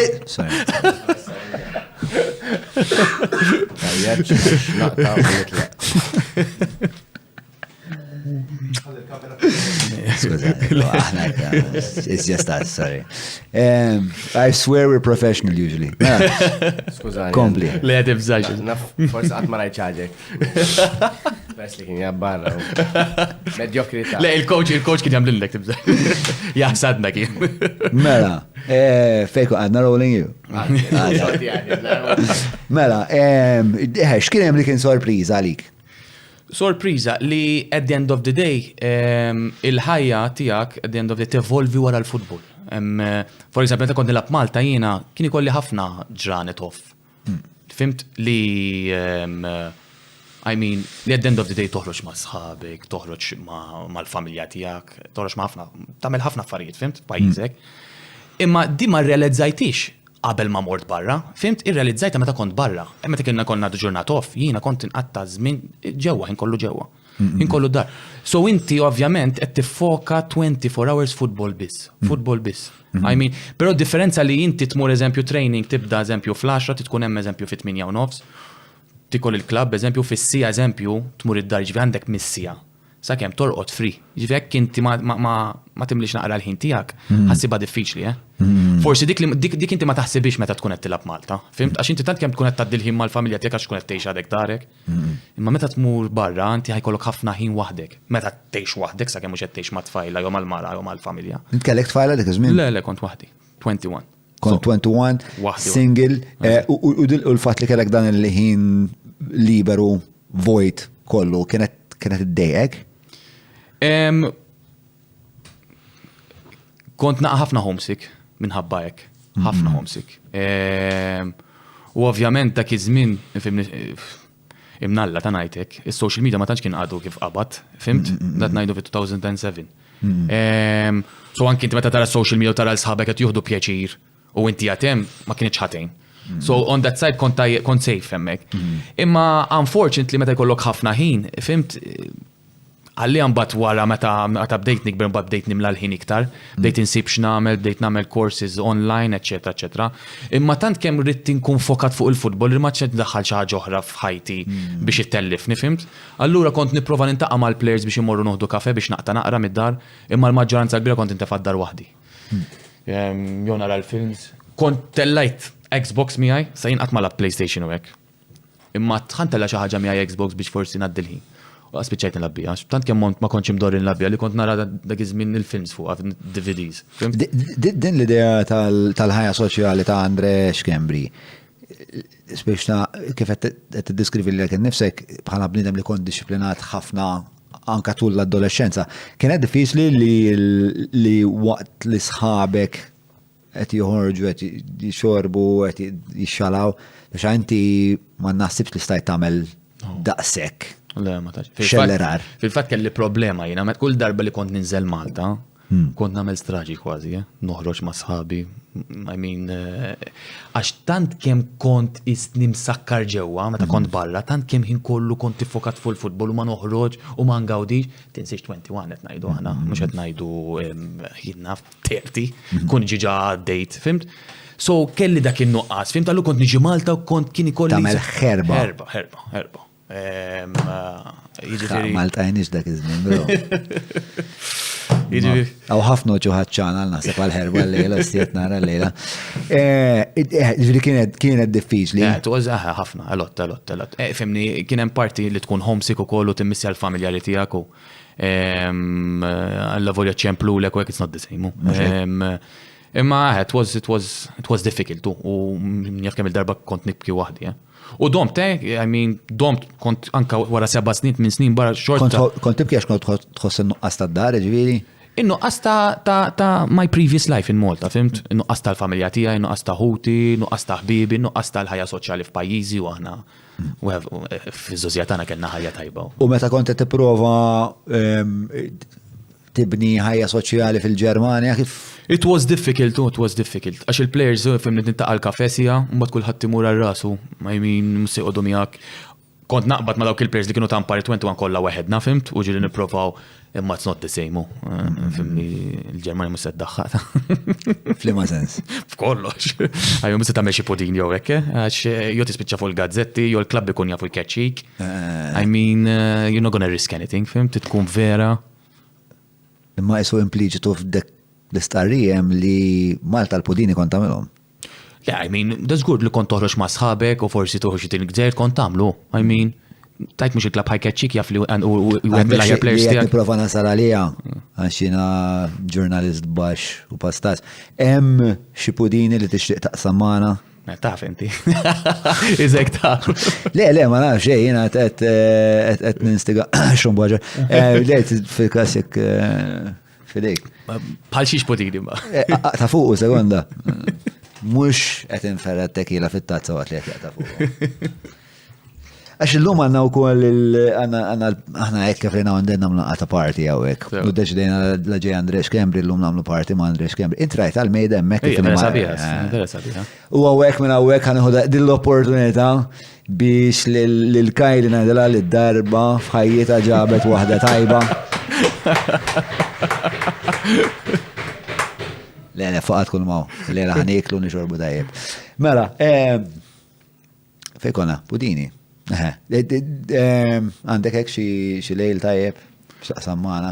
U lejl tajbin ta' tfalli konna u noħorġu fimni noħdu xi drink lemmu gaw nitqu, I mean, xej kbir, fimt ħajdu. Mela ngħaddu lura l-Ġermanja. Meta inti ikollok 20 sena u speċjali naqat ma' tim bħal Braunschweig li ovvjament huwa pass il-fuq għalik u tħossu nimmaġna meta tmur hemmhekk u tilab u tara l-kultura x'inhi, is-serjetà. Però naħseb qed nimmaġna li kont tħossu wkoll li dan huwa mument transitorju li inti qed tfittex issa minn Braunschweig ma nista' qiegħed hawnhekk, minn hawn fejn nista' li mill-quċċata li jmiss li nista' nilħaq. Għandi raġun meta naħseb hekk. Eżatt. Fil-fatt hekk tara s-CV dejjem tara different clubs. Min jgħid jgħid qatt ma settilja f'klabb, imma ma kienx l-anti għaj li nibqa' f'klabb, jien kien l-anti nipprova nilħaq l-ogħla livell li nista' nilħaq, fimt? So wara Braunschweig kelli naqra kwestjoni mat-tim għax jien kont misluf. U dak iż-żmien kellna logħba, l-aħħar logħba kienet biex nipprovaw nibqgħu fil-lig għax kont niġġieldu biex il-lig kien ħajinqasam hemmhekk għax Third Division kien maqsum North, Germany and South Germany. U l-lig kien ħajjiġi Third Division kollu mal-Ġermanja kollha. So the first 10 teams of the North have to qualify. Okay. So aħna konna 9th, 10th place, fim qed niġġieldu. U l-aħħar logħba kienet biex ridna nerpu u 3 timiet l-oħra jitilfu biex nibqgħu fil-lig biex Imma unfortunately kelli logħba man-Nazzjonal dik il-ġurnata stess.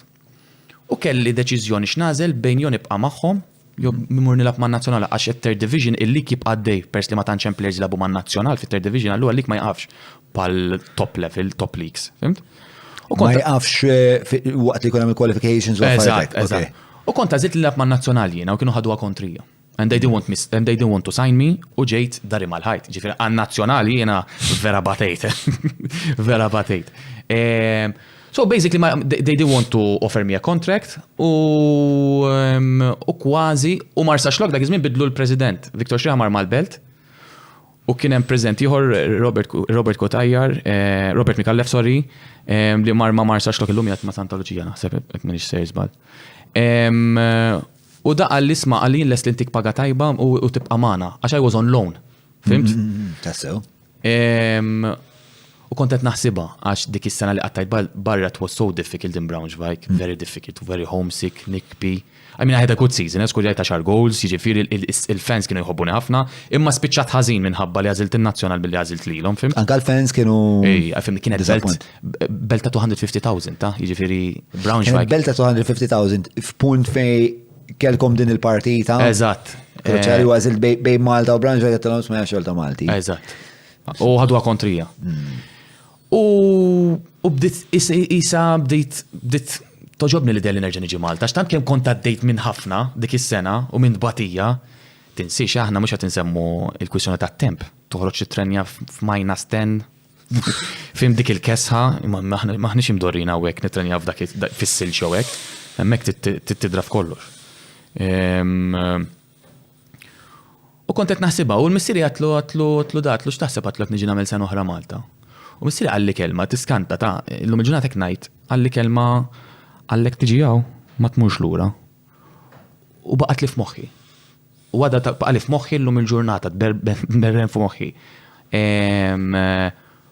U le ma ċċettajx li ma marsax lok. U baġġi klabb ieħor fl-istess diviżjoni Carl Zeiss Jena li kienu fl-East, East Germany, kien klabb kbir meta l-East kien għalih u l-West kien għalih, kellhom kampjonat għalihom, Carl Zeiss Jena kienu jilabu fl-Ewropa u hekk, klabb kbir.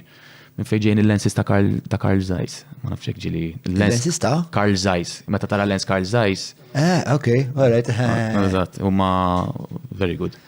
Meta għalilek di missierek? Meta kont inżilt Malta. Le, fis-sens meta għalilek missierek li jekk tiġi Malta ma tiġix lura. Ma tmurx lura barra. Kienet jgħidha b'mod negattiv. Mhux hekk. U xtaqek li tkompli fl-avventura tiegħek. Eżatt, xtaqni. Ovvjament jixtieq li nibqa' ngħix miegħu, imma at the end of the day xtaq l-aħjar għalija. U x'inqalli hekk baqgħet li f'moħħi qatt jien ma nistax niġiegħu, fimt? I can't. U maġġit li l-offerta ta' Carl Zeiss Jena on loan nerġa' mill-klabb ta' Marsa Xlok u mort għamilt sena magħhom hemm. U għamilt sena magħhom hemm, it wasn't easy as well għax East Germany is a little bit different from the West, they're more hard, fimt? Niftakar pre-season kun trenjaw 3 darbit, ġu fil-ġurnata, fis-6 ta' filgħodu, fl-10, u mbagħad fl-4, qatt ma kont b'esperjenza daqshekk training. U kien ikun training diffiċli. Old school. Min immaġina. Hemmhekk il-kampjonat fil-Ġermanja Ġenwari jieqaf minħabba l-kesħa. Ma nafx hekk l-istess issa. Allura konna nerġgħu nagħmlu pre-season in Ġenwari tagħmel dawk 2-3 weeks titrenja. U kont titrenja med fis-6 ta' filgħodu qabel għax fis-6 u nofs tibda f'-minus 20 degrees. Kienet jibs.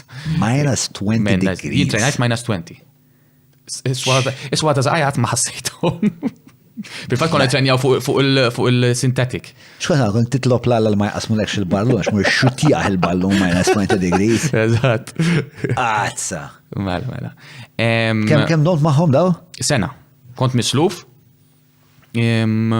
Unbad ġitni l-offerta wara l-istaġun biex immur l-Austria, Bundesliga darba first league in Austria, so for me it was something big, you know? L-irt nsaqsi u kol, pero pers li kien daqsek, pers li inti għandek dan il-mindset ta' player li jett fittex dejjem opportunitajiet biex jitejjeb il-qadda tiegħu. Fil-fatt is-CV tiegħek hija evidenti ħafna li inti dejjem mux imxejt minn klabba li ħorbis, imma dejjem isek tiela, tiela l-iskaloni. Biex meta inti tkun fi klab, kemmu diffiċli li ssib kompromess bejn dan il-fat li qed ngħidlek jien u li toħloq komraderija mal-bqija tat-tim li tkun kemm jista' jkun ġenwina biex intom this sense of belonging biex intom meta tmorru fil-ground u qed tikkumbattu kontra teams oħrajn tħossu li intom iskom armata kontra armata oħra u fl-istess ħin nimmaġina jkun hemm ukoll dal-element ta' kompetizzjoni bejn il-players stess. Li għax il-players ukoll naħseb qed ifittxu mhux inti biss kont qed tfittex li jittejjeb il-qagħda tiegħek. Biex kemm kien diffiċli li tinnegozja daw il-veritajiet kollha li kienu jisawru lek ħajtek? It wasn't easy, għax inti fil-futbol għandek element ta' kif tajt inti ta' team, imma għandek element ta' individu. Li jekk inti eżempju bħala striker mhux qed tagħmel il-goals, ħadd ispiċċa ma tilabx. Jidħol striker ieħor. Ħadd ispiċċa forsi jekk jiskadilek il-kuntratt ma jafrulekx kuntratt jew mhux se jkollok kuntratt aħjar minn dak li għandek. So hemm element ta' individwu fiha, fimt? Imma mbagħad sta għal coach, sta għal leader li joħroġ l-aħjar u jipprova jiġġelja it-tim, fimt? Hemmhekk kif fejn il-coach huwa importanti, fimt? Għax ħassib ħafna players li huma egoisti, fimt? U li jipprovaw jiskurjaw huma biex jidru tajjeb huma u ma jinteressahomx it-tim hekk jerbax imma laqgħu li jiskurjaw tlieta huma. Infatt kulħadd jaf dal-aħħar kien hemm wieħed mill-aqwa players tad-dinja li. L-aqwa players tad-dinja? Wieħed mill-aqwa players wieħed. Wieħed mill-aqwa. L-aqwa player fid-dinja li huwa Messi. Sewwa. Meta tara Cristiano Ronaldo x'għamel qabel il-World Cup. Żgur. Tara li l-interess tiegħu huwa iktar mod individwu milli fimni tefa' it-tim tiegħu il-Portugal b'ħafna attention, fimt? Li ma kien hemmx bżonn qabel il-World Cup biex tara x'ġara għalhom mal-Marokk eżempju. You know what I mean? So ura l-interess tiegħu iktar mill-interess tat-tim għax kieku seta' l-intervista għamilha wara. Għaliex ma għamilx wara eżempju, fimt? Imma fimni dan kulħadd għandu l-sib tiegħu at the end of the day. Però hija komplikata, meta bdejt nipprova wara li kellimtek u hekk, bdejt nipprova nikkontemplax hija pjuttost dinamika li fiha ħafna layers. Li għalik hija ġdida għax inti m'intix ġej minn din il-kultura, inti ġej minn kultura ta' Lig Malti li hija differenti ħafna.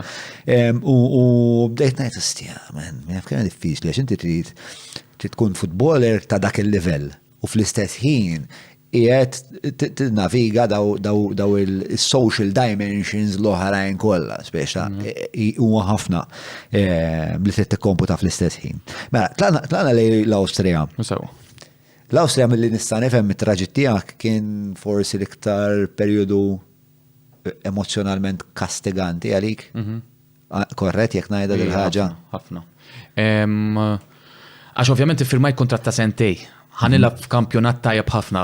I mean, a lot of players from Austria jmorru jispiċċaw morru first Bundesliga jew l-Ġermanja, jew Switzerland, jew l-Italja, jew l-Ingilterra, fimt? Hekk tagħmel kampjonat tajjeb. So it was a good showcase for me.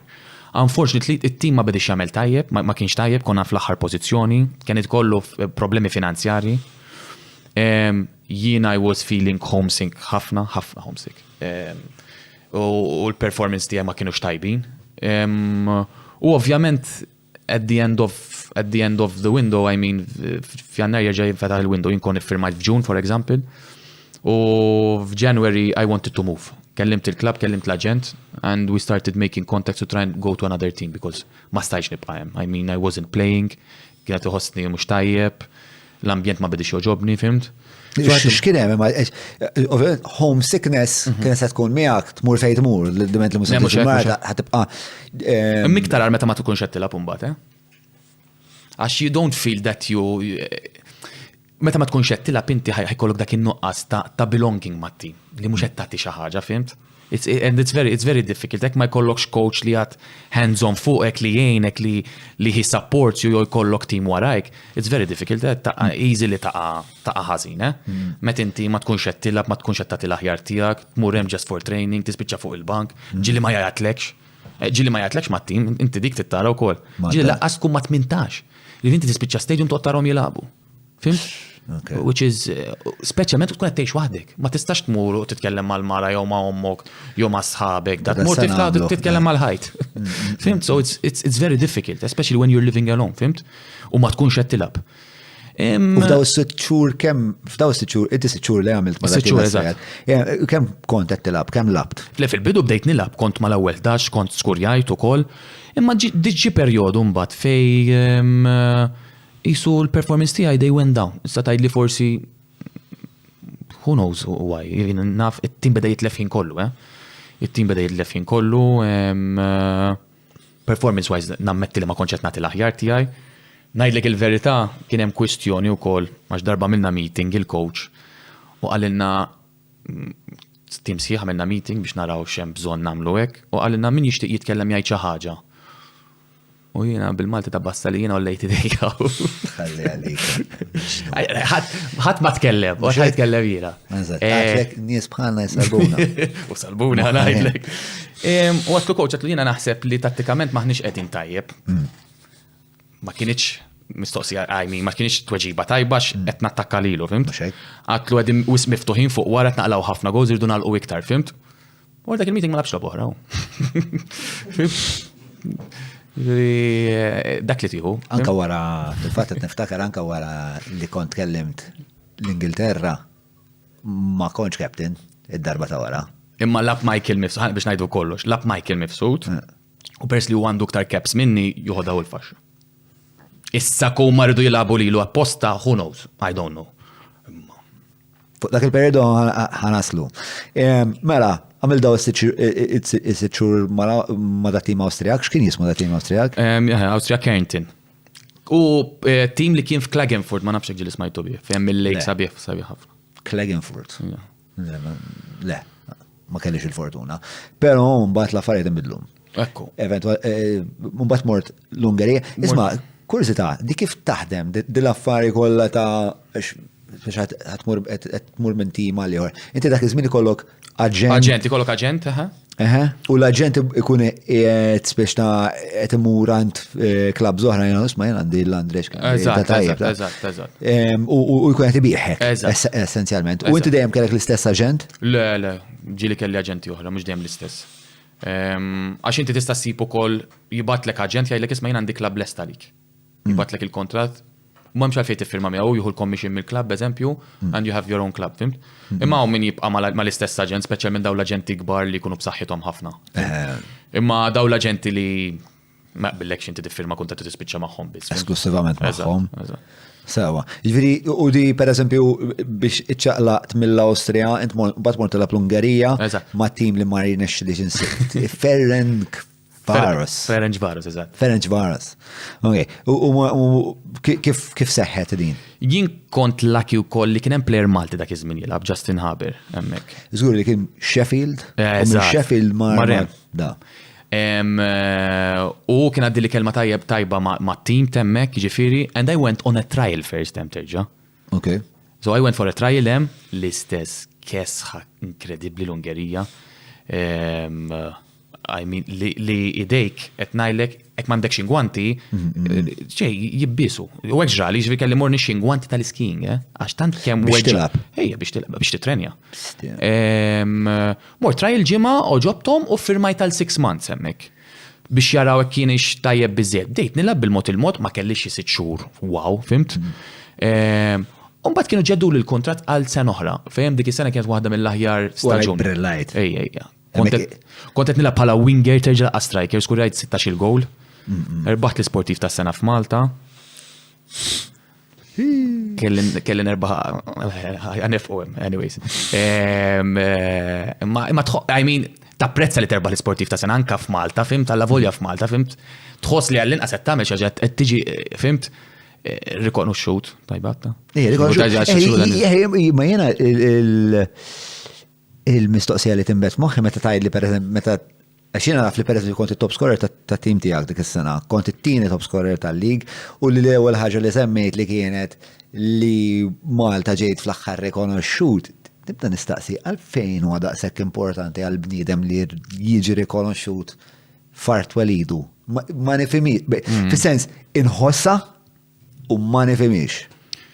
Il-mara tiegħi tgħidli ħafna, inti għaliex moħħok f'Malta, inti għaliex hekk. Imma jiena nħoss li Malta hija parti mill-identità tiegħi. Jiena naħseb li dak li qed nagħmel barra qed nagħti isem tajjeb lil Maltin li jixtiequ jagħmlu l-istess. Fimt? So dik responsabilità kbira għalija, fimt? Għaliex m'għandix niġi rikonoxxut minn pajjiżi jiena eżempju. Ovvjament tifhimni llum il-ġurnata ma tantx nagħti każ.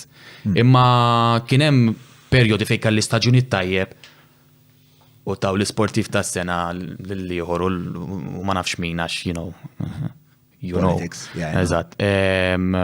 U tħossa Everyone knows. Everyone knows. Everyone fucking knows. Dik il-problema li everyone fucking knows. Ma nilabu bħalli kieku, da kostjaxxini, okay. Okay, so fantastic season. Kellek daw l-affarijiet kollha li għad. Kontu koll l-ewwel Malti li skorja hat-trick f'lig top tier internazzjonali. Darbtej. Yes. Darbtej. Darbtej. Issa titkessa, bro. Bro, vet no bażmijak. Mela, okay, cool. All right. X'inbidel mill-Awstrija? Għalfej kellek f'daqqa waħda dik din il-bidla daqshekk drastika. Kellek inqas homesickness x'kienet jiġri? I was more comfortable u kien hemm Justin Haber u Justin ili nafu għax kien lab mal-Furjana alla volju kbar minni ħafna 5 years. Ħaħsibi ħafna u kien jaf minn xi ġejt, kien eni ħafna. And I really enjoyed it. So anka jiena meta kont nilab I had something looking forward to when I go home, u mux dejjem waħdek fimt tiftaħ il-bib s-sip il-ħajt, fimt. Kelli l-Justin, fimt, konna noħdu pjaċir noħorġu fl-imkien. It helps a lot, fimt. U kont għamil staġuni, I mean. But then I wanted to move on. U fil-fat Ferencvaros kienu ħadu għabbi kbira mi, because they wanted to offer me a long-term contract with them, riduni nibqem biex inkun jizu tip tal-agenda taħħom, fimt. U xin speċjali kontrat jena rrit nitċaqlaq biex immur kampjonat aħjar nerġa, fimt. Jena li għal-naħseb looking back kiku għajer tibqem in your comfort zone, film, tikollok paga tajba, kun tajjeb mal-fans, imma għatma kienet il-mindset jgħaj dejjem xtaqt niprofa iktar nimxi l-qoddim, film? Qabel ma nkomplu nfakkarkom li dawn l-azzjendi jagħmlu dan il-podcast possibbli. Dawn huma Maypole, Derek Meads, Garmin, Browns nifakkarkom għandhom il-Fitbit li qed jagħmel Julian u wħud mir-rebbieħa tal-kompetizzjoni tagħna tal-Fitbit sissa rapporti huma li din kienet esperjenza jew hija esperjenza tal-ġen għandek 12 il-ġimgħa, 3 sessions ta' training fil-ġimgħa, kollok żewġ medical tests, wieħed fil-bidu u wieħed fl-aħħar, ġifieri qed nitħattu dwar affarijiet bħal kolesterol, pressjoni, sokkor, etc. Isir ukoll test tal-BMI li huwa l-Body Mass Index u Fat versus Water, affarijiet pożittivi immens. Grazzi wkoll il-Garmin, il-Kutriko, il-Hungry Hippie, E-Cabs, nirringrazzja l-Oxford House kif ukoll lil Dini e Capricci. Komplejna. U ċata li mis. U għek nishtiq speċa noħro issa daw il-paralleli li ilna missu ftit li speċa inti waqt li għettamel din l-avventura kolla li l-mishtutna għetterġa tiġilura Malta periodikament biex tilab mattin futbol Malta. Naħseb l-fat li kont s-sib differenza enormi fl-attitudni u fil-mod kif konna nħarsu lej id-disciplina u s-serjetà fil-futbol speċa sħaqnijom. Pero u koll naf bil-biografija tijak li kienet kollok mux problemi ma nis bħal Gedin u bħal Butiġiċ, imma kont ħares lejhom u tajt stja possibli li dan u għal-aqwa tip ta' coach li Malta jista' jkollna. Tista' telabora naqra fuq dawk ir-relazzjonijiet? Ekku, jina kont niġi kritikat ħafna li ma tantx nilab tajjeb ma' tim nazzjonali, ma tantx niskurja meta ma' tim li nilab miegħu barra niskurja ħafna jkolli performances tajbin. Id-differenza kienet li jiena kont niġi Malta u kont insib l-opposta dak li kont insib barra. li nisti ngħidha llum imma l-verità kienet li kont ninżel Malta biex nara l-ġenituri tiegħi. U mbagħad nilab man-nazzjonali għax tant kemm kien hemm atmosfera ta' medjokrità li ma kontx inħossni parti mit-tim, ma kontx inħossni parti sostanzjali li nista' nagħmel forsi differenza, ma kienx iħossni, fimt? Meta jkollok coach li jinżel fit training jgħidilna cosa faċċiamo oggi, cosa faċċiamo se nagħmlu. Ma inti x'kont qed tagħmel ma m'għandekx pjan ta' se tagħmel. Fil-pitchu. Meta inti kollok coach jibatlek email kemm labt, meta tnejxu f'dinja li l-logħba tiegħi tista' tara fuq television jew anywhere u tgħidli kemm labt through email. Sens ta' medjokrità, fimt?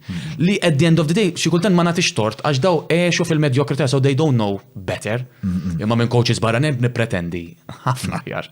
Imma mbagħad ikollok coaches li ma jabdejtjawx lilha minn fuq, ma jevolvux, jibqgħu fejn huma, fimt?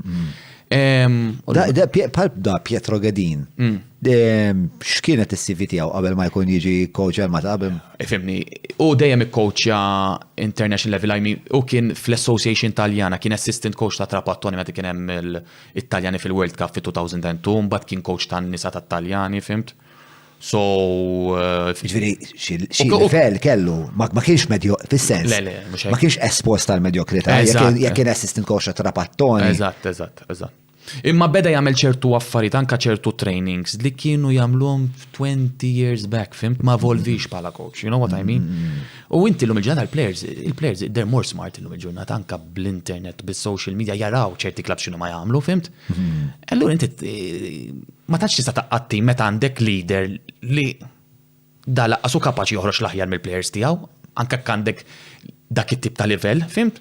U li kienu jgħidu li u inti tikkritika l-MFA, tikkritika hekk, aħna players Malti maħniex mitkomx tajbin biżżejjed biex tilagħbu. Jien dejjem kont ngħidilhom hekk aħna livell minn 1 sa 10 4, il-coaches li kellna aħna qatt ma ġabuna 4. Fimt? U llum il-ġurnata taraw bil-coach li kellna qabel il-ġdid, it-tim nazzjonali tu pjaċir tara ħilha billum il-ġurnata. I mean, droma l-Greċja, nerpu ma ċertu timijiet. Qabel ma konniex nilagħbu minn wara aħna qabel nisparaw il fuq il-ballun mbagħad nitolbu li jiġi f'saqajna. Illum il-ġurnata jilagħbuh minn fuq wara, tu pjaċir tara t-tim nazzjonali jilagħab, fimt? So the leader, the coach is something important in a team, fimt? Meta jgħidu all right, irid ikollok players, imma coach jagħmel differenza. Jagħmel differenza. U dik kienet il-problema tiegħi meta kont ninżel Malta. Kienet kont diswas mill-idea li anka bl-esperjenza u bil-grinta kollha li kellek li stajt tagħmel differenza x'tant kienet id-disprata s-sitwazzjoni li di jgħidu li ħafna minn nies għaliex ma provajtx tagħmel il-bidla inti. Imminti at the end of the day hekk inti taħt il-leader u topprova tbiddel u ma jridx ibiddel x'tista' tagħmel iktar fejn. U apparti naħseb milli stajt nifhem. Jiġifieri minn kif bdejt nistudjak meta bdejt titkellem f'dik l-intervista, meta nara minnhom hekk kitab tagħmel idejk il-dawajt. Ma xi 10 minnhom bil-ġlekkiet il-dawajt li tagħmel, no? Għandu bdiet jgħidilhom ħafna iktar minn il-dawajt. Imma isu il-problema terġa' iksaf iktar font mill-coaching. Ġifieri hemm problema ta' infrastruttura ta' amministrazzjoni. Żgur. Jew kien hemm. Ma nafx il-ġurnata għaddix. Inbidlu ħafna, John. I mean, tara llum, I mean, hemm kultur iktar ta' professjonalità fit-tim nazzjonali Malti u tarhom. Qabel aħna kull ma kellna coach, assistant coach, goalkeeper coach u l-goalkeeper coach jagħmel l-analysis. Ġili l-analysis għu narawhom minn fuq YouTube, immaġina. X'ġifieri l-analysis? L-analysis inti tanalizza tim liħor l-oppost. Illum il-ġurnata hemm ħafna platforms fejn jġib il-lob tagħhom, tara l-aħjar momenti tagħhom, tara l-weaknesses, tara strengths u tipprova tattakka fil-weaknesses tagħhom, for example, fim. Illum il-ġurnata hemm l-analisti speċjali għalihom daw. Illum tara t-tim nazzjonali għandu xi tnejn minn għalijak minn isejrs mal, fim. Analisti apposta, fim. Ġifieri affarijiet qed jitjiebu. U tjibu ħafna tjibu daw l-aħħar snin, ħafna anke l-coach li kellna qabel. Apparti l-istorja li kien hemm li għadni sissa xokjat. Għalfej xokjat? Inti kellek relazzjoni tajba miegħu dar raġel. Jiena intqajt miegħu għax taqt nintaqa' miegħu, intqajt miegħu tkellimt. Imma inti kont tilab meta qatt ma kien coach tiegħek. Le jiena rtirajt qabel. Qed nitkellem fuq Davis Manja. Eżatt. Jiġri inti ma' Davis Manja qatt ma kont plejer fin-nazzjonal u rrid tiltaqa' miegħu qabel jew wara li ġara. Le, int għajt miegħu qabel. Sewa. Int għajt miegħu qabel biex nitkellmu biex nara wkoll għax inhu peċi nitlaqa' ma' coaches nara u nipprova nitgħallem il-filosofija tagħhom u kif jaħsbu, fimt. And I really enjoyed our discussion, fimt. U anka għadna players, daħan ngħidu il-kwalità li hemm illum il-ġurnata mat-tim nazzjonali hekk tikkompara mal-kwalità li kellna aħna fi żmien mhux għax aħna kien hemm ħafna players ta' kwalità anke fi żmien il-Bużu l-Mundu kien hemm ħafna kwalità, imma ma kien hemmx dak il-leader coach li joħroġ l-aħjar minn dil-kwalità. U f'Davis Manġali l-aqwa coach li qatt kellna t-tim nazzjonali Malti għax da ġab dil-kwalità tilab dak it-tip ta' football, which is not a joke. Fimt? Dik il-kwalità li kellu, with all due respect ta' ġifieri, imma meta tara l-kwalità li hemm illum mal-kwalità li kien hemm qabel, individually, ta' qabel kienu ħafna aħjar il-players, fimt? Imma this is the best national team we ever had, oh. This is the best national team Ever, taħseb. Ever. Għara kemm jisemmu fi żmien Bużu, Mundu, Michael, and I don't know. This is the best team we ever had. Il-mod kif nilabu, aħna ġili għasxut ma konna natu l-ella stana. Aħna milna darba qualification fej, laqas gol konna ma milna. Niftakar kien hemm di dry spell vera twila. Inti wkoll kellek di dry spell mal-nazzjonal. Dry spell dem kien għax qatt ma skurjajt ħafna, ma nazzjonal kull ma skurjajt tlieta. U fil-bidu, Fil-bidu bdej tajjeb. Fil-bidu bdej tajjeb, skurjajt 2 kontra l-Ungarija u erbaħnilhom konna. Eżatt. Konna 2-1 kontra l-Ungerija. U inti 2 skurjajthom kont. Mbagħad naħseb x'ismu ta' wara, il-parti ta' wara skurjajt wieħed. Turkija. Kontra Turkija. Draw. Ġejtu draw. Imma mbagħad dry spell. Dry spell. Kien hemm ukoll dal-moment fil-ktif tiegħek meta tajt li intom ħirġin mill-ground wara l-skurjajt 2, Michael mifsut jgħidlek irid noqgħod attent għalik. Min hemmhekk taħseb nibdet din ir-rivalità li kien hemm bejnek u Michael. Eżatt. Le jiena nemmen ħanajlek Michael dejjem kellu tir, he's very ambitious Michael, and he always had the target li jaqbes il-Bużu mill-goals. Bużu kien skurja 20, ma nafx 23, nafs 24, ma nafx. Fimt? He always had that target, you know. Carmel Buzutil. I always think that nisabit ċert li tkellu dak it-target għax huwa ambizzjuż ħafna. Ovvjament inti jienek ħasni meta tara persuna qed jilab fil-pożizzjoni tiegħek ħdejk, fimt u qed jiskurja, fimt? Ma nafx kif jaħsbu daw il-Mavericks, fimt li fimni huma jixtuq il-limelight dejjem fuqhom, fimt?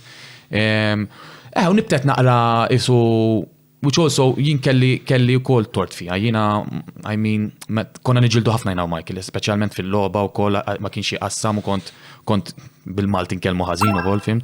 And it's not nice. I could have been more emotionally intelligent miegħu, fimt, u noħroġ l-aħjar tagħna tnejn. Imma dak iż-żmien kont għadni żgħir jiena. Però hemmhekk fejn jidħol il-coach. U dejjem ngħid li ir-relazzjoni tiegħi miegħu kienet ħażina minħabba l-coaches li kellna. Qatt ma kien hemm coach li poġġina fejn xulxin u nisma' kintkom it-tnejn mhux se toħorġu l-aħjar ta' xulxin. Ħataqbżu l-barra minn hawn, fimt? U fil-fatt niftakar meta kienu ħattru Pietro Gedin. Kont itqajt miegħu mort nieħu kafè għatlu Michael isma' let's forget everything. Għatlu ejja nibdew nilabu ma' xulxin għat-tim, insomma, and things were starting getting better to be honest between us ta. Illum il-ġurnata I mean we're friends nitkellmu ta' don't get me wrong. Ma jien persuna li ngħid, I mean dak li nħoss ngħid mhux qed nibża xaw mikrofon, fimt? I mean and it's good għax dak li qed jismana forsi jitgħallem minna l-affari, fimt? Immek fej jidħol il-leader, fimtu għalek jiena stjan insab maħru l-ispen, għaxina n-nazzjonali għal-qalbi ħafna, John. Jien tlajt nara n-nazzjonal, għar niftakar meta labna, ma fxek kif takru għaw n-nis għawek, Malta, Italja, meta skurja Martin Gregory fil-najt. Fucking hell, 92, bro. Jaqbadni l-Bart. Ma konċ il-ground, jien kont nar minn fuq television, ma nannu. Kont il-ground, bro. Ommi sejra, sakki di merda. Ġalek. Ommi ta' men, sakki di merda. Xkellhom il-coach ismu sakki. U ommi sejra. U jiskurja Gregory. Probably the best moment of my life. Of my childhood's. Għet najdlek, minnem bdejt kelli dal-laċċan kolom. U fallejna penalty. Mela, Laferla kien falli. Laferla. Chris Laferla. Kellhom Paljuka dak. Sekont inħobbhom tajjeb. Minna li Vjalli kien skurja? Skurja l-ewwel Vjalli, l-ewwel Vjalli. Ieħor minn skurja. Kellhom xi penalti minna li. Sejt, naf li kien kaċċilhom il-Barezi. Kien kaċċilhom il-Barezi, eżatt. U kellna penalty fuq għax Barezi qabdu hekk għandna mela. La penalty minn kontra l-Italja, Infalluh Mbagħad xi 10 minuti wara, it-tieni wieħed Sinjori, Beppe Sinjori li kien jilgħab mal-Lazio. Mal-Lazio, la. Memori dawk l-isbasminijiet tal-futbol, 90s u early 2002. Il-Bużu kemm kien tajjeb fil-verità? Kien tajjeb il-Bużu. U anka kien hemm il-Mundu, I mean Raymond Vella. Imma l-Bużu kien il-persuna li ta' dik il-belief li inti tista' tagħmilha barra x'il-Bużu kien mar jilgħab Genku, għamel 7 snin jilgħab Genku, l-ola livell fil-Belġiumu. U bis-saħħa tal-Bużu, players bħal Michael Mifsud u anke jiena nara l-Michael Mifsud u l-Stefan Ġilo dak iż-żmien ma' CSK Sofija, tawni dak il-belief li għamlu huma għaliex ma nistax nagħmilha jiena, fimt? Jiġifieri min-naħa l-oħra l-Bużu għamel ħafna alla volja forsi ħafna nies jgħidu għax in-nazzjonal l-aħjar ħaġa li għamel Bużu li mar jilgħab barra ħafna players. Ħafna players u. Kif kien mar mal-Genk? ħafna kien leġenda mu. Kien leġenda mal-Genk. Captain. Kien captain tal-Genk. Mela.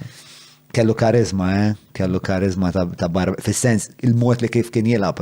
Le, kien player kbiru anka is-sens li kellu. U l-Bużu, what is difference between Bużu and Michael is Michael kien scorer. Michael jiġi qudiem il-lasta ma jagħtix kas minn hemm ħdejh, jixxut imma l-Bużu kien jikrea minn jaf kemm il-assistaw l-Bużu. Ngħidlek il-verità jiena mal-Bużu qatt ma kontx I respected him as a player, but as a coach m'għandix dak ir-rispett għalih. Għax he was the coach ma' John Buttigieg fej xtaqt li hu seta' jgħinni iktar għax kien jaf dak il-player meta jkun barra xi ħoss, and I didn't find his help. And I feel mhux bitrejta, imma I feel he could have done much more, fimt? Imma pala player nirrispetta ħafna. Toġobni kemm inti idiosinkratiku ostra fuq l-analiżi tan-nies, għax anka fuq Michael Mifsud tisħaq li speċa minn kejja kelkom dan id-disgwiti xorta tqisu bħala finom tal-futbol Malti minħabba l-speed tiegħu, minħabba speċa l-outlook tiegħu. John, Michael, the best thing he ever did in his career is not scoring 40 or scoring against Manchester United. The best thing you can do in life is inspire people. U dik li għamil Michael Mifsud. Jiena niftakar Michael Mifsud jilab Kaiserslautern fil-Bundesliga. Għadu zaħ. Biex naraħ jilab hemm. U nara Stefan Ġilo dak iż-żmien kien lab ma' CSK Sofija, jilabu kontra l-Milan fil-UEFA Cup dak iż-żmien. Dawk dik hija xi ħaġa sabiħa, mhux li tiskura tagħmel xi ħaġa li tinspira l-ħadd jagħmel l-istess, fimt? And that's something li toġobni ħafna hija meta tinspira xi ħadd jagħmel l-istess. Bla-dubju it-traġett tiegħek huwa ta' ispirazzjoni nista' ngħidlek mhux biss għal min jilgħab il-futbol tagħmel. Il-fatt li inti kellek tir diffiċli u anke li qed tajt dawn l-affarijiet b'mod vera, it's a very new defying interview, qed tajt kont nibki, kont nimmissja l-familti. Fl-Awstrija fallejt. Dawn affarijiet li n-nies irridu jifhmu, in-nies ġeneralment jaraw il-bixra ta' barra. Mhux hekk. Għalek ma tajjeb posti Andre. Alla ġo fih Andre.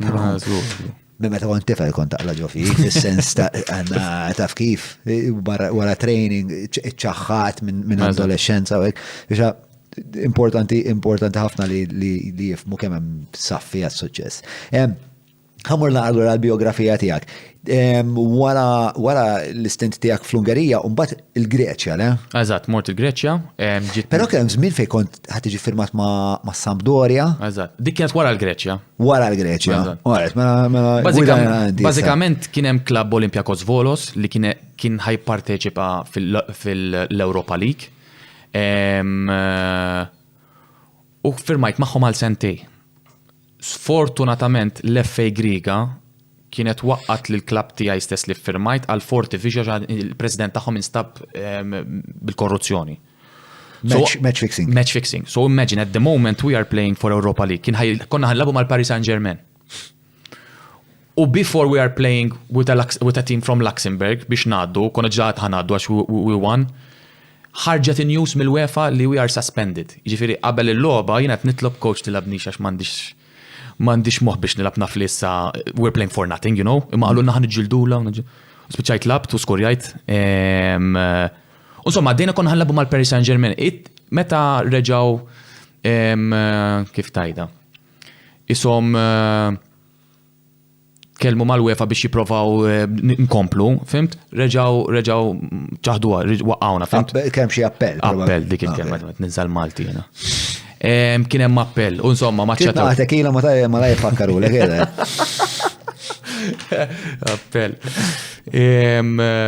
Insomma, waqqawna anyways, waqqawna. So it-team kollu spiċċa minar, so jiena affiliate nagħmel 3 xhur hemmhekk, għamilt 3 xhur hemm, fil-spiċċajt minar club.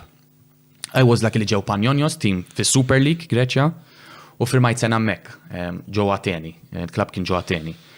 Kelli staġun tajjeb ħafna, kelli ħafna offerti mill-klabs Grigi, kelli offerta mill-Ukrajna, minn tim tajjeb mill-Ukrajna.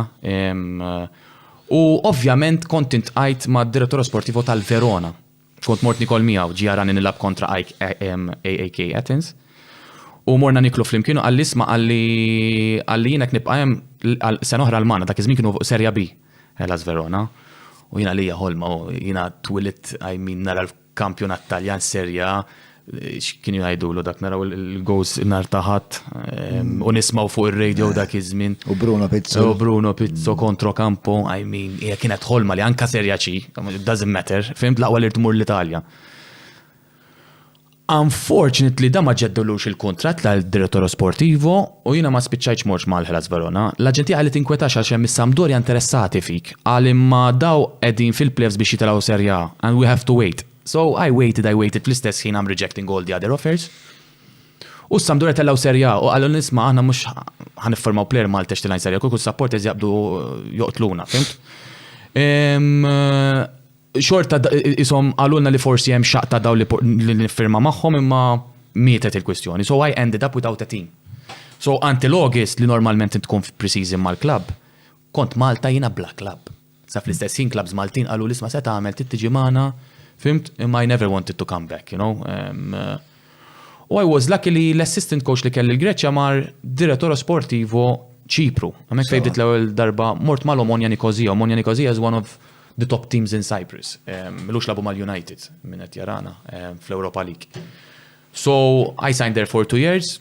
Ċipru bħal Malta, femni. I mean, it was my good, nice lifestyle. Pala futbol ħafna ħjar, miktar flus, l-istruttura, grounds, fimt. Għala Malta f'termini tal-lifestyle. Lifestyle u kultura uħsib. U kultura, approach, nimmaġna. Telqa. Imma they're more professional, eh? They're more professional. Dal-axar kont konferenza ma' xeba ġurnalisti ċiprioti, konna jekna għadda f-working groups u għek. Eżatt, Mediterran. Però l-futbol ifimni ħafna avvanzat, ħafna avvanzat. Ovvjament il-klabs tagħhom ċipriotti dejjem tarom jo Champions League groups, Europa League groups, jo Conference. Għana Malta ma kellniex klab sissa li daħal fil-group stages, fimt? Emme kull sena jkollhom klab li jkun fil-group stages. Nali għal-ħamrun waslu liktar, ma nafx. Naħseb il-ħamrun liktar li waslu kienet fadallhom lob oħra x'jgħaddu biex jitlu fil-group stages. Liktar li waslu, ġviri li telaw fil-qualifiers biex, sama waslu. Eżatt. ċaħt jista' jgħidilna barra jew hemm ċaħt mitla s-senjur hemmhekk. Dak il-number 1 fan tiegħek. Isma' bro, qabel ma ġejt inti qed jurini l-flokkijiet kollha li għandu tiegħek. Li mbagħad inti qed li ġili anke ġi Ċipru jara. Ġi Ċipru jarani fid-derbi mela. Number 1 fan. Manuel number 1. Number 1 fan. Ok, ġifri, u dak l-ewwel darba li għamilt il-pass tiegħek ġewwa Ċipru. Eżatt. Il-kultura, kif ħassejt għal-fat li l-kultura kienet viċin ta' Malta, kienet tinkwitak? La, għax meta ngħidu kultura fl-ambjent tal-pajjiż kollu. Imma when it comes to professional level, kellna kollox hemm, fimt? It was professional, fimt? Coach barrani, fimt? Players barrani kollha. Fil-klabb kienet professjonali. Eżatt. Ovvjament kont tal-qalbi ħafna hemmhekk, fanbase kbir hemmhekk, ir-rispett li kelli hemmhekk għax kelli staġun tajb kont skurajt 17 il-gowl. Kelli rispett enormi, da immaġina, kont immur eżempju kont għadninejx waħdi, kont immur naqra ktib ġo kafettier noħu kafe, immur biex inħallsu, jgħidli li ħallasu lek dak, għas kont inkun naf minn ħallasuli. I mean, ir-rispett li kellu manka tmur fit-triq juhdu ritati, hemmhekk isni kont beda jħossni star, fimt? Kelli dik il-isa fama, ek beda jħossni. Kont happy ħafna. Omonja dek li għandhom il-fans tagħhom ituk dik is-sens li inti isma' parti minna. Huma klab tal-ħaddim, fimt? Huma parti minn Akel huwa partit tax-xelluk ġo Ċipru, fimt? Allura assoċjati magħhom, fimt? Il-klabs kollha ġifieri l-ewwel għattieri di Klabs kollha assoċjati ma' xi partiti jew ieħor? Mhux kollha, imma kollha huma assoċjati mal-ideoloġija. Inti Ċipru għandek dawk li għalihom jemnu li Ċipru għadha parti mill-Greċja, it's a Greek island, fimt, eżempju bħala Apollon, fimt, tara l-bnadar ma tarax il-bnadar ta' Ċipru, tara l-bnadar tal-Greċja. Okay. Bat għandek l-Omonja li għalihom li Ċipru hija indipendenti għalihom, tara l-bnadar ta' Ċipru, tara l-bnadar komunisti, ta' Ċina, tal-ex-Soviet Union, ta' Che Guevara, fimt? U hija ostili? Ħafna. Speċjalment hija ostili. meta labu derbis, meta għandek Apoel, Nikozija ma' Omonja Nikozija. Apoel huma l-istess ideoloġija tal-Apollon. Fimt? Hija ostili ħafna, ħafna, ħafna. U li kienet esperienza ħafna sabiħa li fil-fatt bqajt hemm ngħixina, jiġifieri Ċipru nqisha nħossha it-tieni pajjiż tiegħi, għax hemm ħafna similarità bejn Ċipru u Malta, fimt ħafna. Differenza kull hemm il-lingwa u r-reliġjon biss. Ma huwa xi xorta oħra ta' Kristjani u naħseb eżatt. U kemm dom titilab ġo Ċipru? Jien għamilt 4 snin mal-Omonja u sentejn mal-Apollon. 6 staġuni. Għamilt 6 staġuni. U wara din il-fażi fejn mort Wara sentej li għamilt ma' Omonja mort 6 xhur rġajt il-Ġermanja. Darba second Bundesliga imma, li huwa kampjonat b'saħħtu ħafna. So for me it was a big step and a higher step. I failed again. Bdejt nilab. But my performance went down.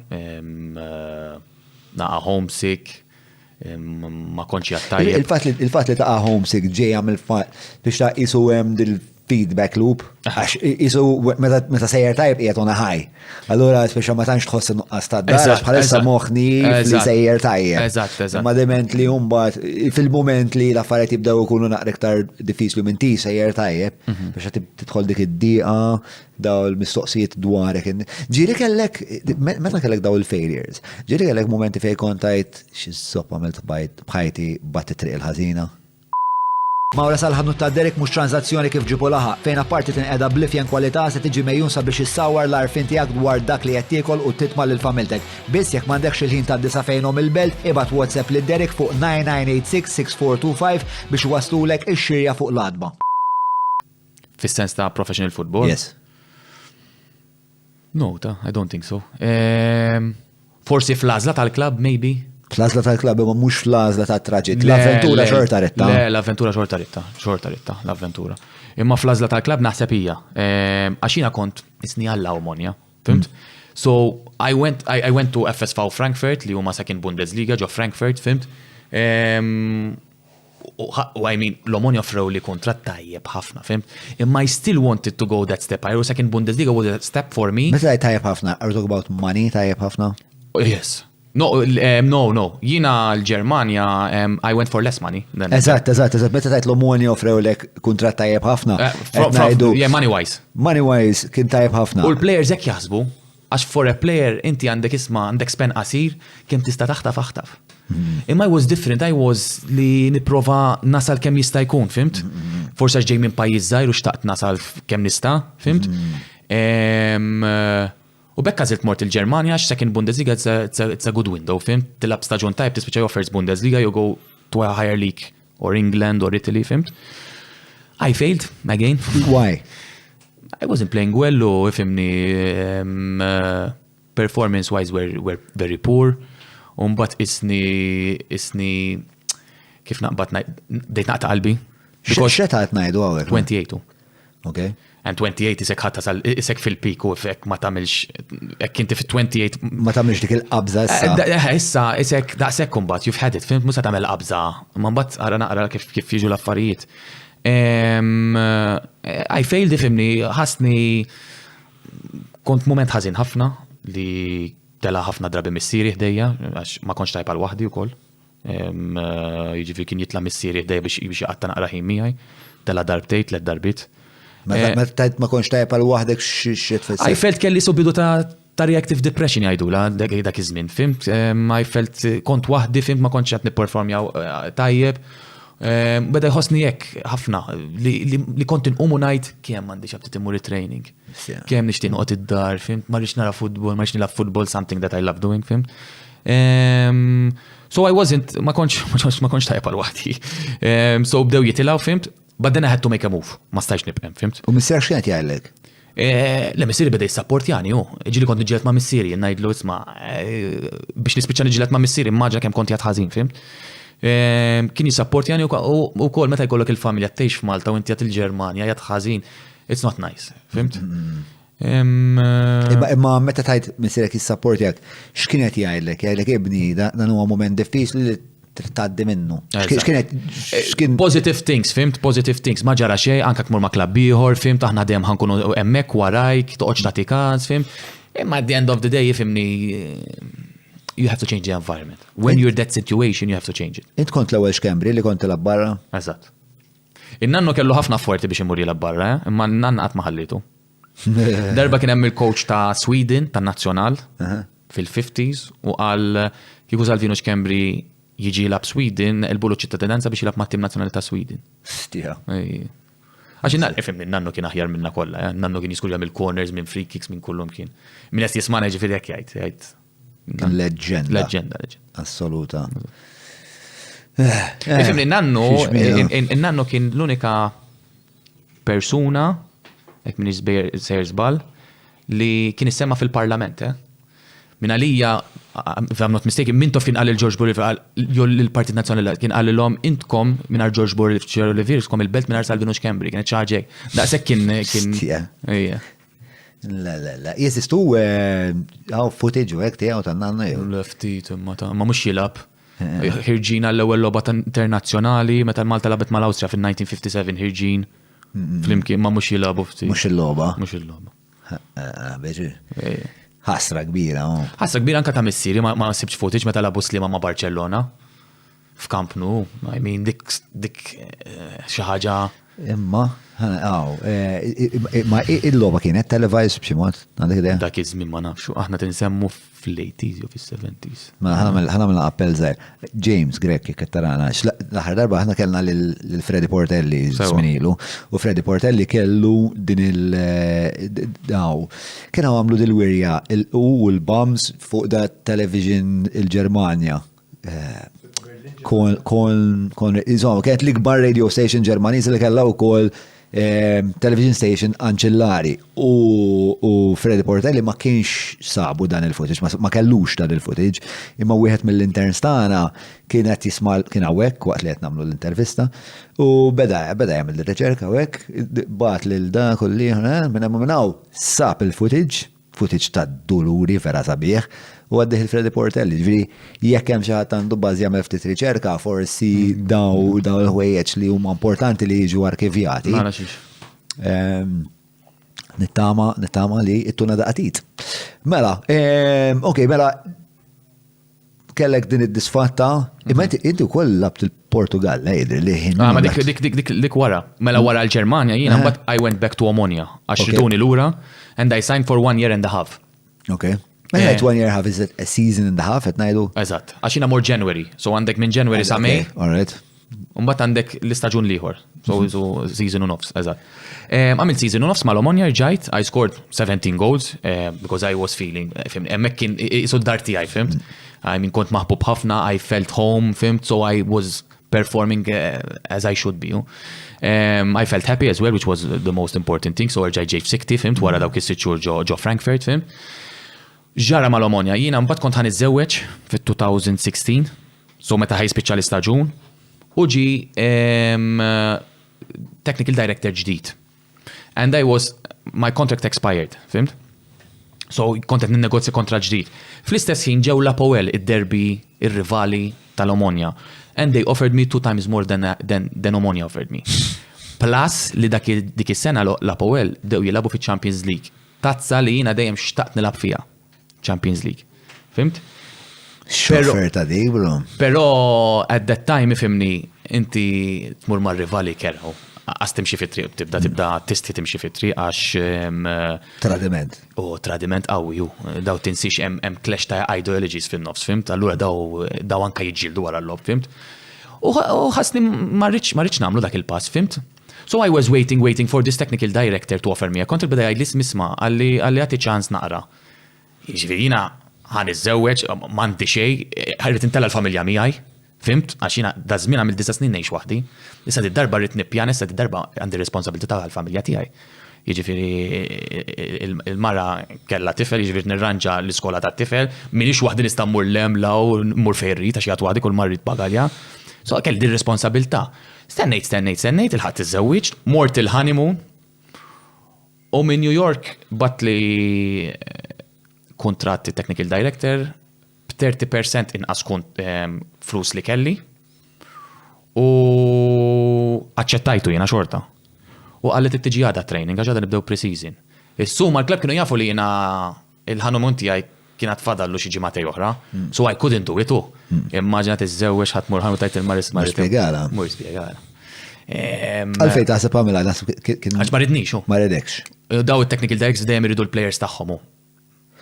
Ok, ma spjegali naqra din il-politika xawek ma Għax inti technical director u normalment kif jaħdem il-modell fil-futbol hemm ħafna clubs li kollhom modell differenti, imma mela technical director jiġi taħt il-board of members u l-president, all right?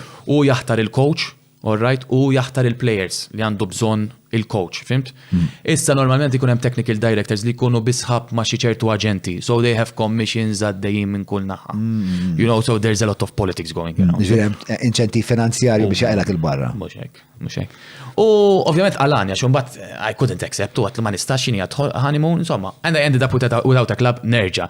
Jiġifieri tittaħseb li jiena kull sajf dal-ħafna chaos ikolli, fim kien ikolli, fim ma nafri ħammur, clubs, aġenti, kelmuni, eccetera, eccetera. Umbat I was like... Kawżalek ħafna ansjetà. Tixmur, ħafna, mux li libis l-ġenituri tiegħi fimt.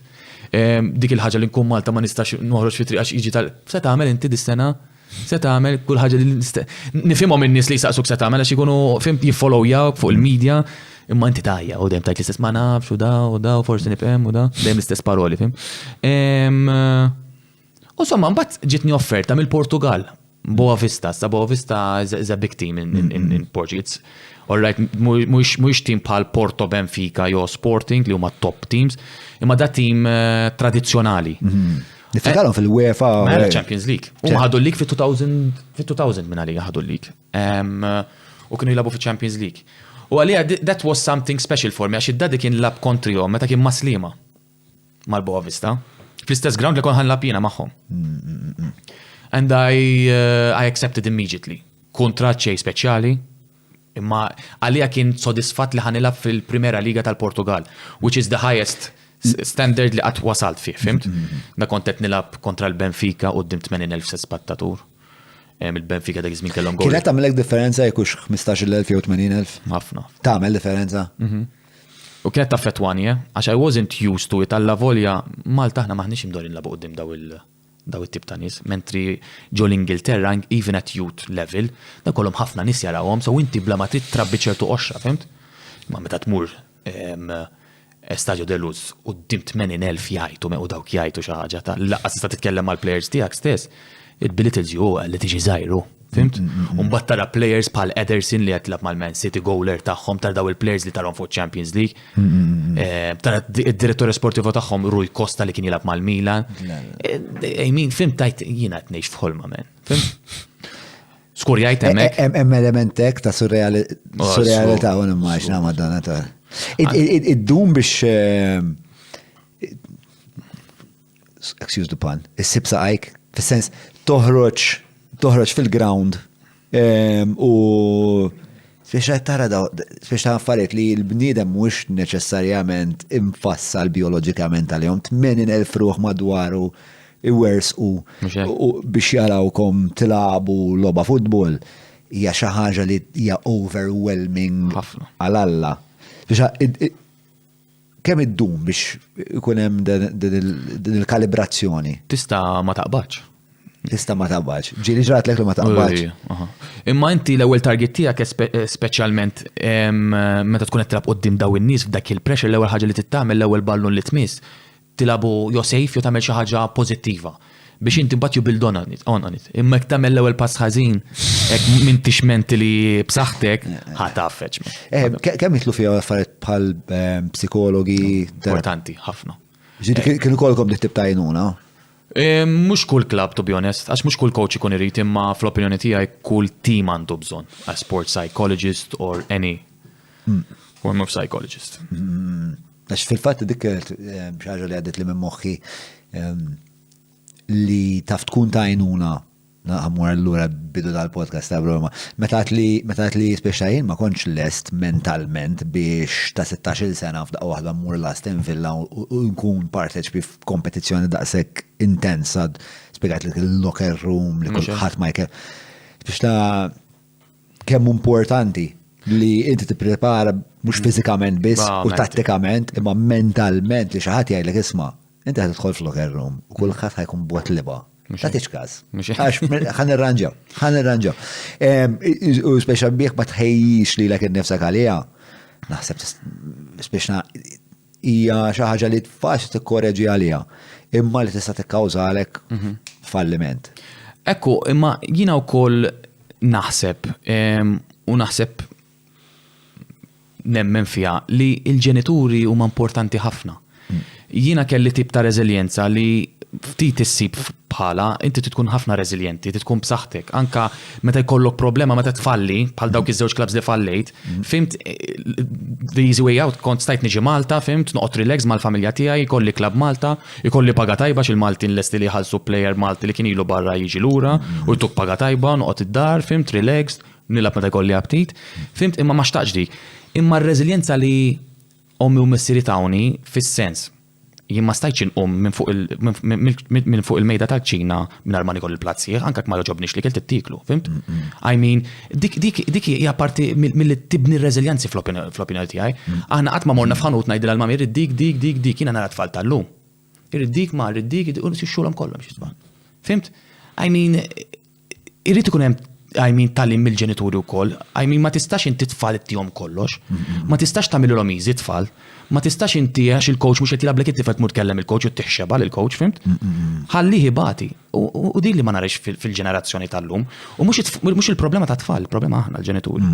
Aħna ma rridux it-tfal tagħna jbatu, which is the worst thing with aħna irridu narawhom ibatu naqra, nissapportjawhom iwa, imma mhux nagħmluhom il-ħajja faċli.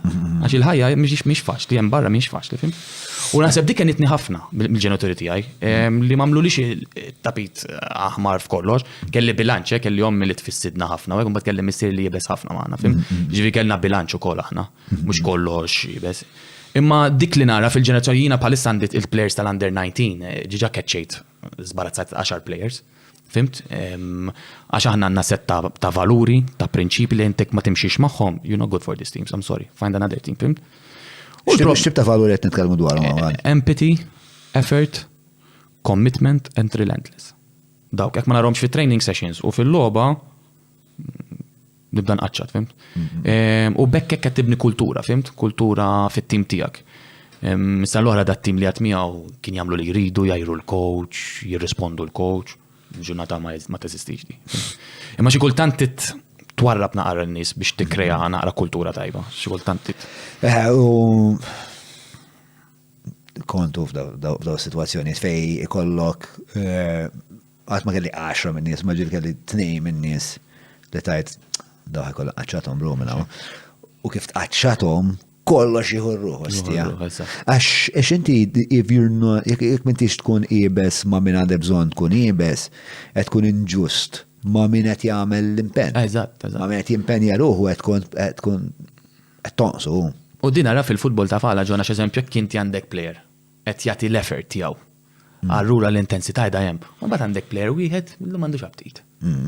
Fimt? U minħabba dal-plejer qed jaffettwa t-tim liħor, qed jaffettwa l-20 plejer liħor. Fimt? Allura ma tistax naċċetta dik. Għax dak kuna qasta rispett ukoll. Hekk inti aħjar ma tiġix, fimt tibqaddar, fimt?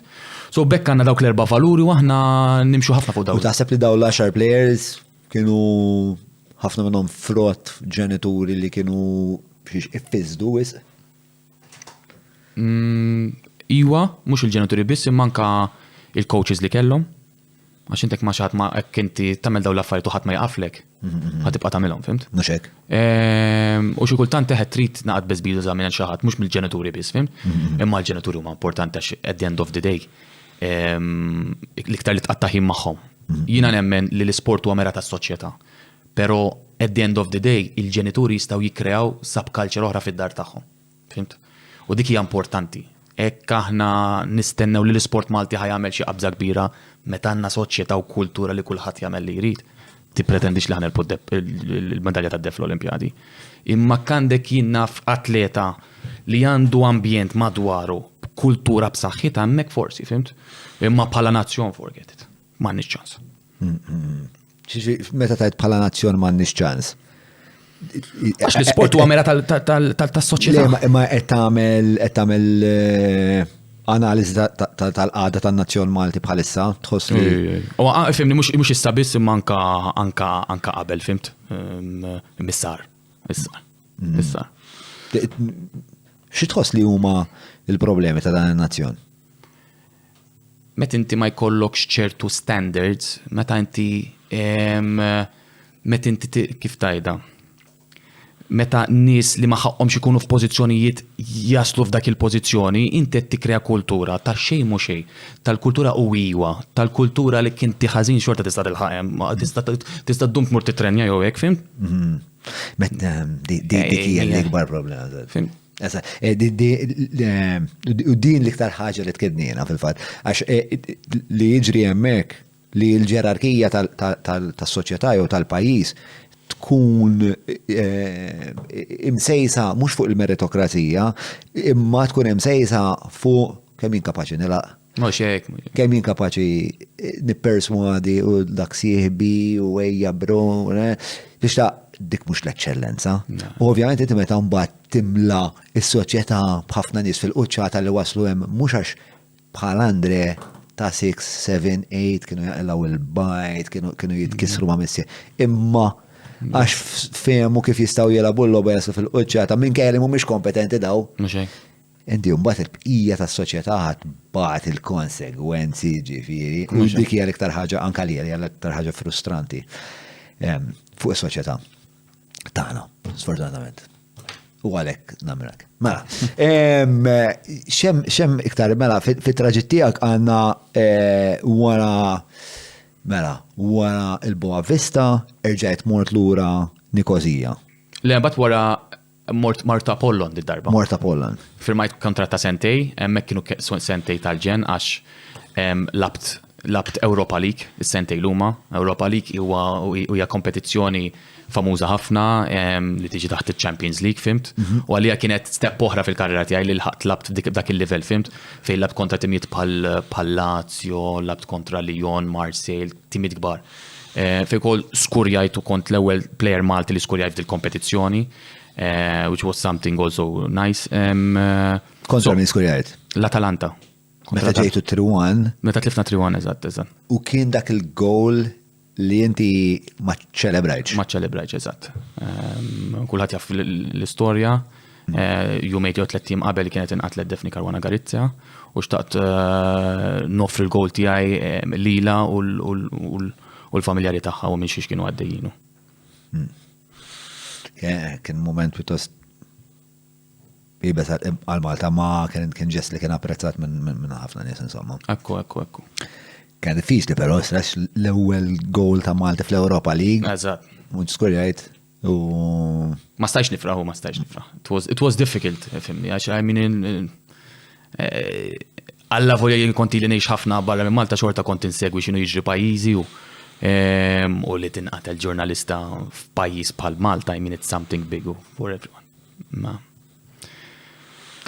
Yeah, bro. Mela. Mela. Mbagħad imma eventwalment il-karriera tiegħek bħala player temmejta l-Indja. Eżatt. L-ewwel hawnhekk bdejt tajli tkun qed fit-triq u tara ġiraffa, ma tara l-infant, għatli l-Indja dinja oħra. Dinja oħra, mhux kontinent ieħor għalija. Mhux kontinent imma dinja oħra, eżatt dik kienet. Għajdilna fuq. Jina xtaqt li dejjem xtaqta li fl-aħħar tal-karriera tiegħi l-aħħar staġun inqattaħħa f'pajjiż differenti, f'kontinent differenti. U ġitni l-offerta biex imur l-Indja u kienet esperjenza tal-ġen. I mean tallimt ħafna mhux biss mill-mod kalċistiku ma minn mod soċjali.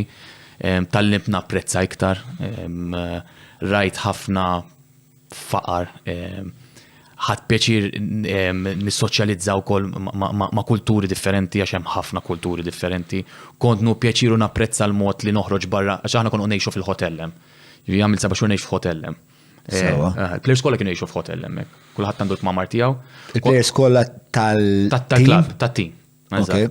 Għax il-kampjonat kien only 6 months. fimt? Okay. Insomma, kontu pjaċir noħroġ fit-triq. Da kien lig nazzjonali biex. Mela nazzjonali. Indian Super League. Ġuri, etnajdu fuq biljon ruħ.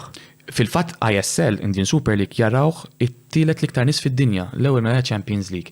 Stant kemm hemm nies l-Indja. Fim tiġifieri liktar. By default.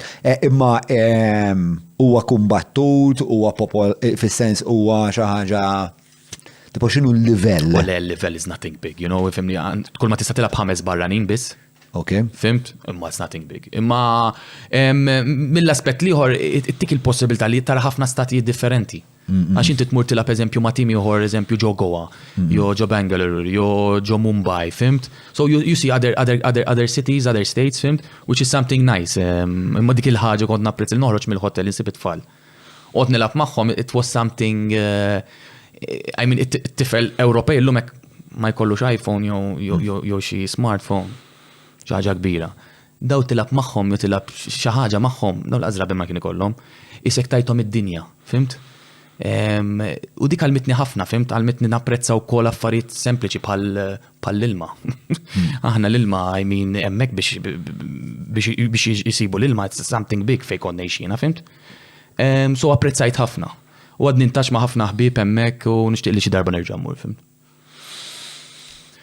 Mela. Għal-uħti, muslet uħti u koll. U l-wejza. Nanna xa, xinġamaw tan nies bro. Mela. Nistaw nħoddu break, zaħir. Ija, mela, kolla. U issa fil-fat naslu għal-fazi ta' nishtiq nkun naf naqra l-ħajja tiegħek bħala coach, nishtiq nkun naf fuq trainer li hija l-kumpanija tiegħek. U nkun naf it-tieri tiegħek x'numa u għanna naqqa mistoqsijiet mux ħazi minnant il-patruni, għanna x-xogħol l-lejl. Tajb, mux problema. Jien kollu tijak. Mela, pawza zaħira, għarat laqna. Meta ddeċidejna li l-podcast inxandru fuq l-internet kien propju biex nevitaw l-intħil tal-editorial tal-istazzjonijiet, tal-gvern, aktar u iktar tal-partiti, bekk qed inħeġġek li tafas il-ħolqa ta' wek jew inkella billi tidħol fuq patreon.com/John Mallija u tina daqqatit fis-sens tista' timmaġna kemm jiswa biex nitma' bajseb bħal da bro. Idħol ġewwa patreon.com/John Mallija u tina daqqatit. I can stay here forever. I'm really good at this one. Avvis, il-kolħat, s-sanna direttur ġdid. Xana Mikil, għarajt jew? Għarajt jinġan, inti. Merba, bro. Merba. Għannu marax. Mikil huwa id-direttur ta' id-dokumentarju dwar il-podcast. Fejsta. Ma suppost raħissaw. Ma forsi min issa tisegwina għax għaw Andre u għal isma jan podcast għaz marajtu l-futbol nħobbu ħana Andre xunijajt. Għada xinu l-astra podcast. Fejstaw ikunu jafu. Fejstaw. Fuq YouTube. U jismu. Mela tlaqna. L-ewwel sena tal-podcast. Mela tlaqna. Mela, ħankomplu naqra fuq it-traġit kalċistiku ta' Andrej Kembri. Drej, kien hemm punt fejn inti jidril ta' xi 28 sena bdejt tħejjir ruħek biex tagħmel dan il-pass minn player għal coach. U allura bdejt istudja. Akku. Ovvjament, nasab il-coaching dejjem kien fijax meta kont żgħir, ta' 12 sena kont ngħin il-missieri coachja wkoll, meta kien jikcoachja players oħra kont nibqa' wara u ngħinu insomma. U minn dejjem kien jisu joġobni l-coaching, imma ovvjament meta tasal ta' 28-29 tibda taħseb x'se tagħmel wara l-futbol, il-futbol ma jtikx ħafna minn 33, 34, 35. Imbagħad tibda taħseb għal-karriera oħra ġdida. Mu ddeċidejt li wkoll nagħmel degree mill-University of Hull fuq Sport Science and Coaching in Football. Imma kelli tir li nixtieq insir coach ġifier anke meta kont nilgħab professional. Fil-fatt kif ġiġa semmejtlek meta kont noqgħod nolli idea ngħid il-coaches ma rridu nagħlqu hemm kien hemm ġiġa l-element ta' management hemmhekk fimt li xtaqt nidħol fih fimt. Hemm bil-mod il-mod bdejt nirriċerkja ċertu coaches mhux biss fil-futbol imma anke fuq sports differenti għax tista' tieħu idejat minn sports differenti u tipprova tintroduċihom fl-isport tal-futbol jew chess for example. Wow. Fil-metodoloġija, riċerkajt ċertu metodoloġija, għamiltu kol master minn skola ġo Spanja fuq high performance ukoll, fuq metodoloġija li jużaw l-Ispanjoli, għax toġobni ħafna l-iskola tagħhom. Xi għaġbok partikolarment fuq l-Ispanjoli? Il-mod kif jilabu l-futbol, il-mod kif jiżviluppaw il-plejers tagħhom. Xi kultant ma jirriżultawx li jerbħu bħal Spanja, għalla li kienu jilabu l-isbaħ futbol fl-opinjoni tiegħi, imma nqalgħu mal-Marok, which was very surprising fil-World Cup. Imma toġobni dak l-istil tal-lob. Ovvjament jiena bħal plejer kontu peċini bil-ballum. Għalla ma t-tim nazzjonali għat ma kelli l-ballum saqaj. Imma għalija l-futbol sabi meta jkollok il-ballum saqaj, mux meta ma jkollokx il-ballum saqaj. Pero xorta inti tittalem ukoll xi tittamel meta ma jkollokx il-ballum saqaj. So, u riċerkajt ħafna u fl-istessin waqt li kontet nilab, kontet namel dal-kors u yes, imma kienet ġiġat tirtijaj li nixtieq insir coach wara l-player. Kontet toħloq li jgħidu l-exit strategy Exactly. biex inti speċa tranzizjoni tiegħek tkun kemm jista' jkun jekk mhux faċli imma li fl-aħħar mill-aħħar twaslek għal uċċat oħra, insomma avventura oħra. Kemm minn dak li tallimt jew kemm minn dak li huwa l-professjoni tiegħek huwa tekniku versus kemm hemm minnu li huwa ta' għarfien tal-bniedem li tkun taf tmexxi il-persuna ta' ispirazzjoni hija speċa kelma li nużaw forsi wisq. Imma tifhimniex qed ngħidlek kemm how much is it technical versus how much is it human contact? Ara, fil-futbol hemm ħafna elementi, hemm l-element tekniku, hemm l-element tattiku, hemm l-element fiżiku, hemm l-element psikoloġiku, hemm l-element soċjali wkoll. Jiena nemmen li bħala coach irid ikollok għarfien sew tal-logħba tal-futbol, għarfien sew ta' kif il-bniedem jitgħallem u għarfien sew ta' human behavior. Ek falli fuq minn dawk, I don't think you have a good chance of making it as a manager, fimt? U hemmhekk fejn tidħol management. Għax illum il-ġurnata fej qabel 20-30 years back il-coach kien one size fits all, jaqbad jgħid ma' kulħadd quddiem kulħadd. Illum il-ġurnata you have to look individualized to the players, you know? Għandek player li juħu għalih mix-xejn ma tistax inti toqgħod tajjed miegħu jew tiksru quddiem kulħadd. Tuħdu waħdu tkellmu, fim? So there's this element as well. And if you're not good in it, illum il-ġurnata l-player power up saħtu ktar mill-coach.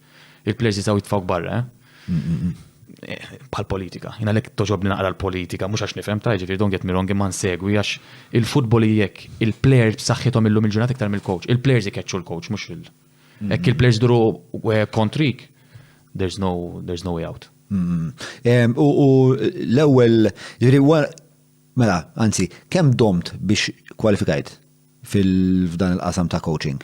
Le, ovvjament il-coaching għandek tiġi bil-licenzja bħal kull professjoni oħra, nimmaġina, għandek il-UEFA C fejn tista' tagħllem il-grassroots, u mbagħad għandek il-UEFA B fejn tista' tagħllem ċertu level fil-youth development phase ta' 14-16 sena, u mbagħad għandek il-UEFA A fejn tista' wkoll tkun assistant coach ta' team professjonali, u mbagħad għandek il-pro license fejn inti tista' tkun il-coach ta' team professjonali. U inti ħal UEFA A ġib. Jiena s'issa għandi l-UEFA A, issa for next year irid napplika biex nagħmel il-pro license.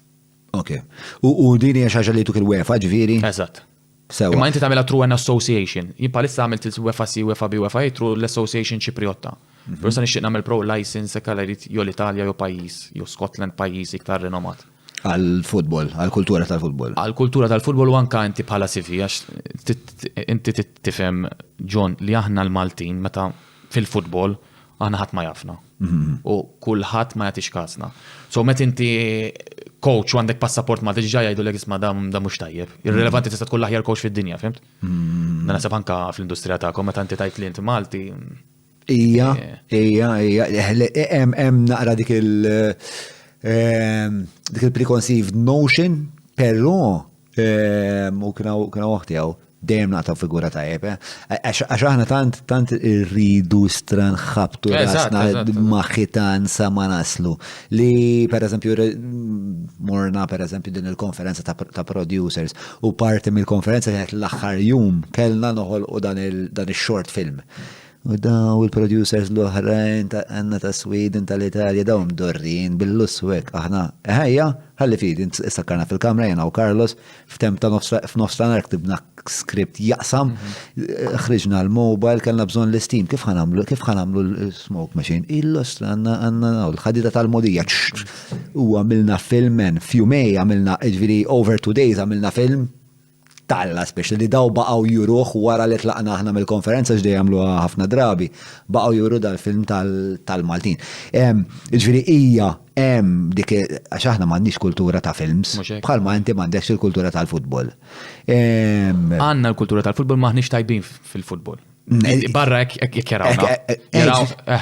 Ġviri isuna li għandna l-futbol. Li għandna l-futbol imma aħna l-ar pajjiż fil-futbol. Jew wieħed mill-ar. Jew wieħed mill-ar. Ġifieri. Għalkemm din qed tinbidel? Ma tantx.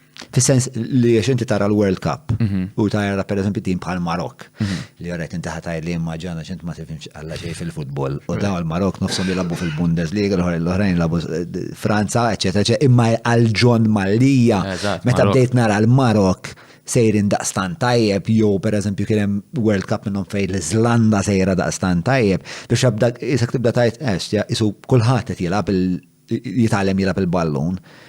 Fuq Malta x'jaħsbu n-nies biex li hemm din l-opportunità jew li aħna għal xi raġuni għadna.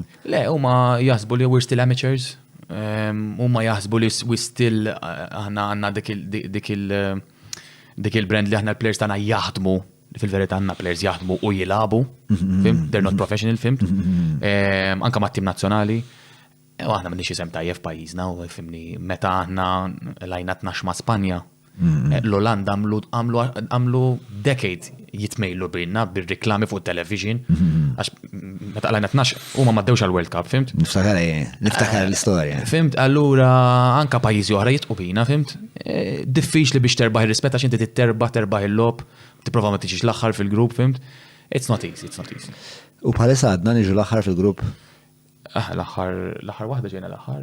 Imma kellna 5 punti. L-aħħar waħda x'kienet? Qualifiers ta'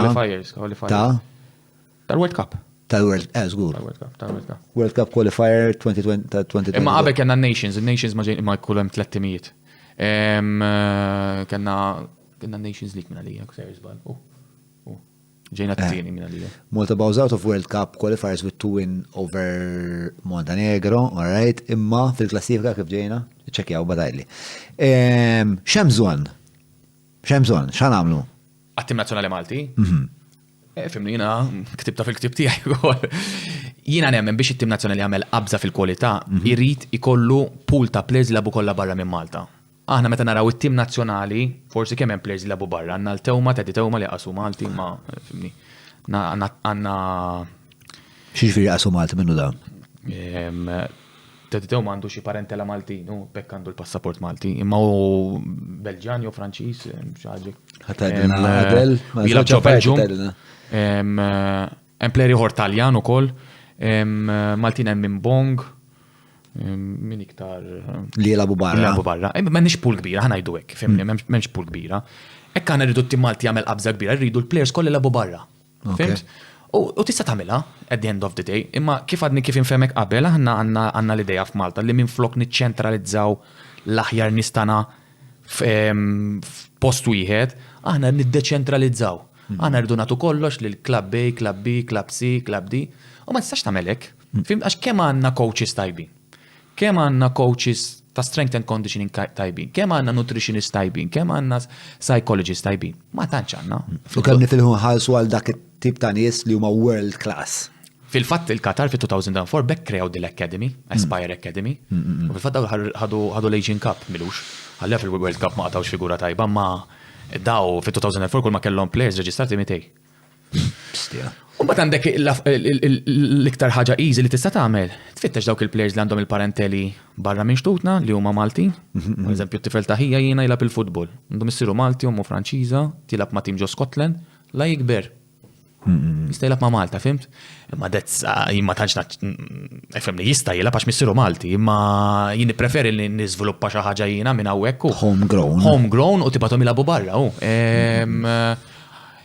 So, jina nemmen li l-MFA li tista' tagħmel tikkrea academy within MFA structure għax hemm din ir-riżorsi hemm din il-facilities, iġġib l-aħjar nies taħt saqaf wieħed blan li il-players hawnhekk ħan iżviluppawhom biex imorru jilagħbu barra. Xeta jibdew kieku? Ovvjament skont l-età. F'dil l-academy li għattajt inti, kieku kollok tkun il-surmast inti ta' dil academy? Li ovvjament ikollok academy li tibda minn 13 onwards. Okay. All right? Imma xorta still you have to have an academy where it comes the foundation phase from 6 to 12 for example, għax hemmhekk fej huwa importanti t-talim. So basically kieku jkollok academy jibdew minn eta żgħira sa kemm tista' tesportom barra. Però diffiċli biex issir Malta x'jaqbżu fuq hekk il-clubs u ma jivvotawlekx u eċetera eċetera. Ġifieri li twaqafna għen hija il-problema politika. Għalfejn isibu daqshekk oġġezzjoni kieku taħseb il-clubs? Għax huma l-clubs forsi jgħidu li isma' toħdilna tfal. Mentri jiena naħseb kieku tfal mhux qed noħodhom għax hawn ħafna tfal jagħbu l-futbol, forsi ħanħu ċertu tfal, fimt minn ta' żgħira li jibqgħu fl-istess academy taħt filosofija waħda, taħt metodoloġija waħda, fimt? Issa kemm tfal li ma jirnexxilhom xi morru barra, jew ma jirnexxilniex nisportawhom, daw ħajġu released biex imorru kwalunkwa klabb. Li għajkoku hekk ngħidilhom il-klabb żina, fimt? Din l-akkademja, fis-sens, mhux diġà għandna t-tim nazzjonali li jisu jinażlu l-aqwa players li qed jilagħbu diġà fi clubs. U jmorru jilagħbu mat-tim nazzjonali fejn qed jiltaqgħu l-aqwa players żgħażagħ Maltin fejn qed jgħinu l-xulxin jiżviluppaw u suppost għandhom l-aqwa facilities. Biex din l-idea tal-akkademja tiegħek xittejjeb f'din l-istruttura. Kollox, għax id-differenza li qed tajt inti bħalissa is-sistema fl-MFA li l-plejer huwa tal-klabb. Mela, il-plejer Monday, Tuesday, Wednesday sa fajna fina imorru mal-MFA jitrenjaw. Thursday u Friday imorru mal-klabb tagħhom. Mela dal-plejer għandu filosofija differenti mal-MFA, un bat imurlek ma' coach ieħor għandu filosofija u metodoloġija differenti. Fimt? For me it doesn't make sense. Jiena nixtieq li t-tifel ikun taħt metodoloġija u filosofija waħda. Fimt? Għax l-MFA għandha filosofija differenti mill-Hibs, il-Hibs forsi klabb li jrid jattakka. Il-nazzjonali għandu filosofija li jrid jiddefendi u opera bil-kontrattak.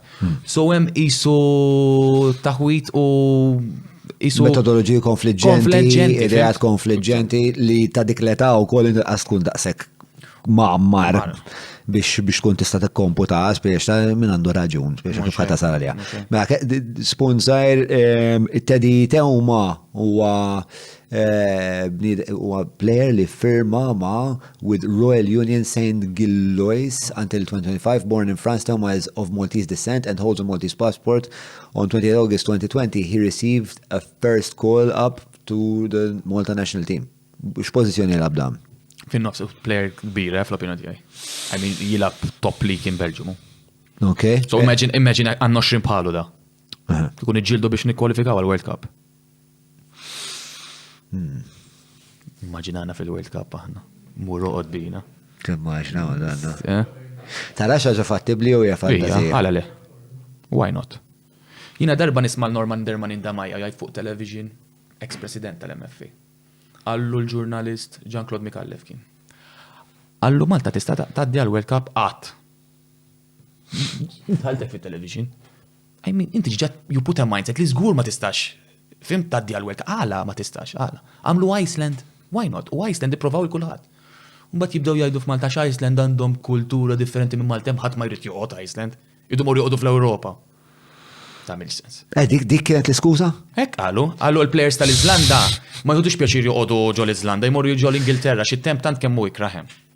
Mur ngħidilhom l-Iżlanda kemm investew fil-coaching education, fil-facilities. Ok, ġitom ġenerazzjoni tajba wkoll imma għala le ma nistgħux ngħaddu aħna, għala le. All right, mhux qed ngħidlek ħanaddu mill-lum għal-għada, tajrid ikun hemm strateġija, imma why not? U l-Iżlanda wkoll anke fil-films men. L-Iżlanda fil-films u series dawk fehmu li isma' aħna ma' Hollywood ma nistgħux nikkompetu, allura x'għamlu? Fetħu programm għal kittieba twil xi 15-il sena. Xi 15-il sena programm fejn biex bdew jifmu aħna kif nistgħu naqbdu id-nies li huma li għandhom il-ħiliet tal-kitba u nrawmuhom ċertu mod li jistgħu jibdew jiktbu international series. illum il-ġurnata faqgħu kull memmu. But they see long term. Plus li għandhom self-belief kbira meta tiltaqa' ma' Żlandiż kittieb. Dejallek nar ġarretta. Ngħidu kollox. Imma, Alla jasal. So, good luck to him. Kellek raġun Malta kienet ġiet l-aħħar ukoll fl-aħħar qualifiers wara Ċipru, wara niesek. Mela, għajjartom imma xarbaħnilhom, bat naqra magħhom, dawk irbaħnilhom hawn Malta 3-0. U ġejna dru hemm. Ħadd pjaċir. Jalla xi darba bro, mela ħana għalek ngħaddu għall-parti ta' trainer. Mela apparti li speċa qed tagħmel il-coaching ukoll bdejt din il-kumpanija. Ma bdejta? Bdejta ma' ħabib tiegħi li ma kontx nafu u sirt nafu wara li ħriġt il-ktieb. Għax taqli jitkellem miegħi da huwa Malti nofs Ingliż. Imma kien strength and conditioning coach mal-Arsenal, fl-Akademija tal-Arsenal.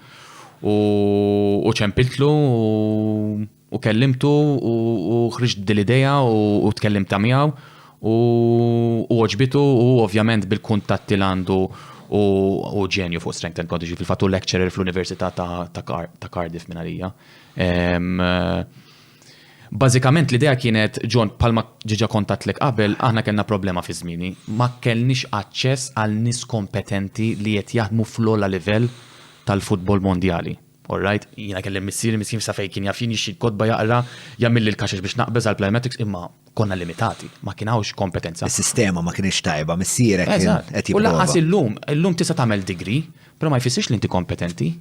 Inti tista' tagħmel degree u l-karriera tiegħek tkun ħadimt biss Malta, ma ħaddimx fl-ogħla livellijiet, fimt? Allura diffiċli mhux biss li jkollok il-qualifications imma fejn qed taħdem, kellek esperjenza professjonali.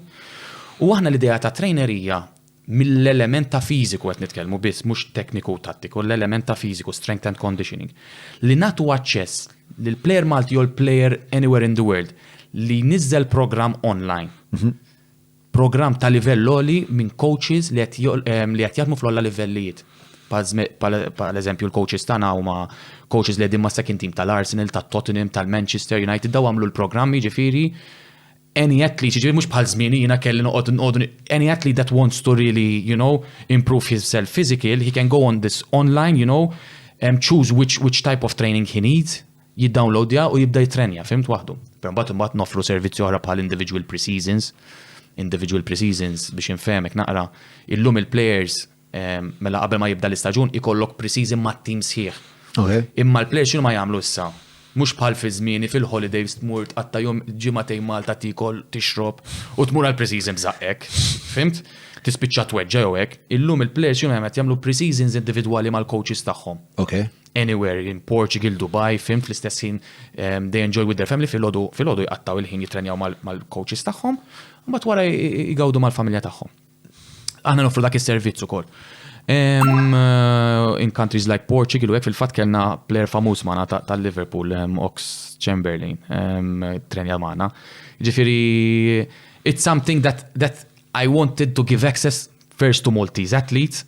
Alla volja niżab disappuntata x'il-Maltin men iridu l-gazaza fħalqhom u mhumiex lesti li jagħmlu sagrifiċċju u jitrenjaw waħedhom, Lim sagrifiċċji mhumiex lesti jagħmlu? Fej tidħol fiżika, for example, il-players Maltin għal-jom il-futbol huwa bil-ballun. Mek inti m'intix fiżikament bestja, ma tagħmilix barra. Għalaw Malta kollox jagħti, fimt? Mek inti fiżikament m'intix b'saħħtek, forget it li tagħmilha barra. Fimt? So you have to train even more than you are doing here. So dik ir-raġuni. Għandna atleti Maltin. U disappunt minn fejn ġej li kellek nies li pruvaw ikunu parti minn dan il-programm. Eżatt. Kien hemm nies li kienu parti li qataw qalbhom ma komplewx li ma tihomx tort at the end of the day mhux kulħadd huwa kapaċi li jitrenja waħdu jew jkollu programm u jagħmlu waħdu, fimt? Però dik kienet l-idea tiegħi li nagħti aċċess il-min irid li jkollu programm mingħand xi ħadd li qed jikkoċja fl-ogħla livell. Fimt? Mhux just because kif taf inti llum tagħmel kors u ssir strength and conditioning coach. Tista' taħdem ma' min trid, you know what I mean? Imma li jkollok id-degrees u qed taħdem fl-istess ħin fl-ogħla livell, I think it's something even more.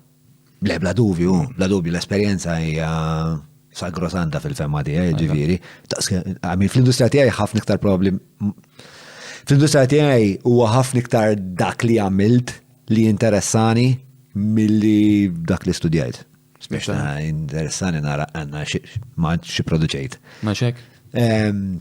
Mela, il-ġejjeni tiegħek men, se tagħmel? Fis-sens naf li għat li qiegħed mat-tieni tim, qiegħed il-coach tat-tieni tim tal-Apollon Limassol, pero x'qed tara fil-futur tiegħek? Le, ovvjament jina ambizjuż. Minix just coach mat-tieni tim biex nibqa' mat-tieni tim, ma jina li dak li mar nexxilix nagħmel bħala player nixtieq nagħmlu bħala coach. Li mar nexxilix nilgħab fiċ-Champions League għaliex ma nistax nikkoċja tim li qed tilgħab fiċ-Champions League. Okay. Li mar nexxilix nilgħab fl-Italja għaliex ma nistax nikkoċja ma' tim Taljan, why not? Forsi meta jgħid dajjara kbir men. Imma I think the mindset is there issa tsabtu min li nagħmel minn kollox biex nasal hemmhekk, right? Qiegħed step tajjeb qiegħed ma' second team ta' Apollon, ġo Ċipru hemm ħafna timijiet li kwalifikaw għaċ-Champions League. It's not easy għax coaching il-ħajja tiegħu qasira 3 xhur 6 xhur ikeċċuk, fimt? Jiġifieri tkun vera kapaċi, imma naqtax qalbi. I mean that's my target li nilħaq coach professjonali. Però bil-mod il-mod. I mean qed nitgħallem ħafna mat-tieni team, not just from the technical and tactical aspect of the game, but even human behavior and how to manage individuals. Fejn tibrilla, fl-imqasam tibrillanti. Fejn nosserva. I see myself not just as coach being hands-on on training sessions u għax ovvjament coach għandu ħafna affarijiet xi influenza, il-players, l-staff, il-media. But I would like to be more as a managing role. Li koll il-coaches miegħi jiena ngħidilhom il-way kif iridu jilagħbu, x'tip ta' training iridu nagħmlu. U jiena nkun hemm nosserva imma fl-istessin ikolli parti mit-training. But I can't do everything. Għax il-futbol tant kemm hemm affarijiet lek inti you focus just on tactics. Ħatfalli bil-fors. Għax you have to control also the board members, tit-influenza l-media, press conference, hemm ħafna elementi. Bekk il-futbol, min jgħid li football is just a game. It's not just a game. For me football is a phenomenon. I mean tant kemm elementi di biex tifmu, ma tistax tifhem biss il-plejer, jew dak għax kemm ħażina xi coach labdak. Hemm ħafna elementi li affettwaw il-logħba tal-futbol. Il-mara tal-plejer, il-referee, il-media, il-president, il-coach, il-training, il-facilities. U l-head coach kemm jidħol fiha daw il-facets kollha, għandek daw il-moving parts kollha. Il-head coach kemm minn daw il-moving parts qiegħed imisshom kollha, ġifieri anka il-media, anka il-mara tal-players, mhux qed imiss il-mara tal-players tagħha. Ħażina fil-mara tal-players. Dik m'għandniex. Imma fis-sens kemm qed jinvolvi ruħu sal-imgrat jasal.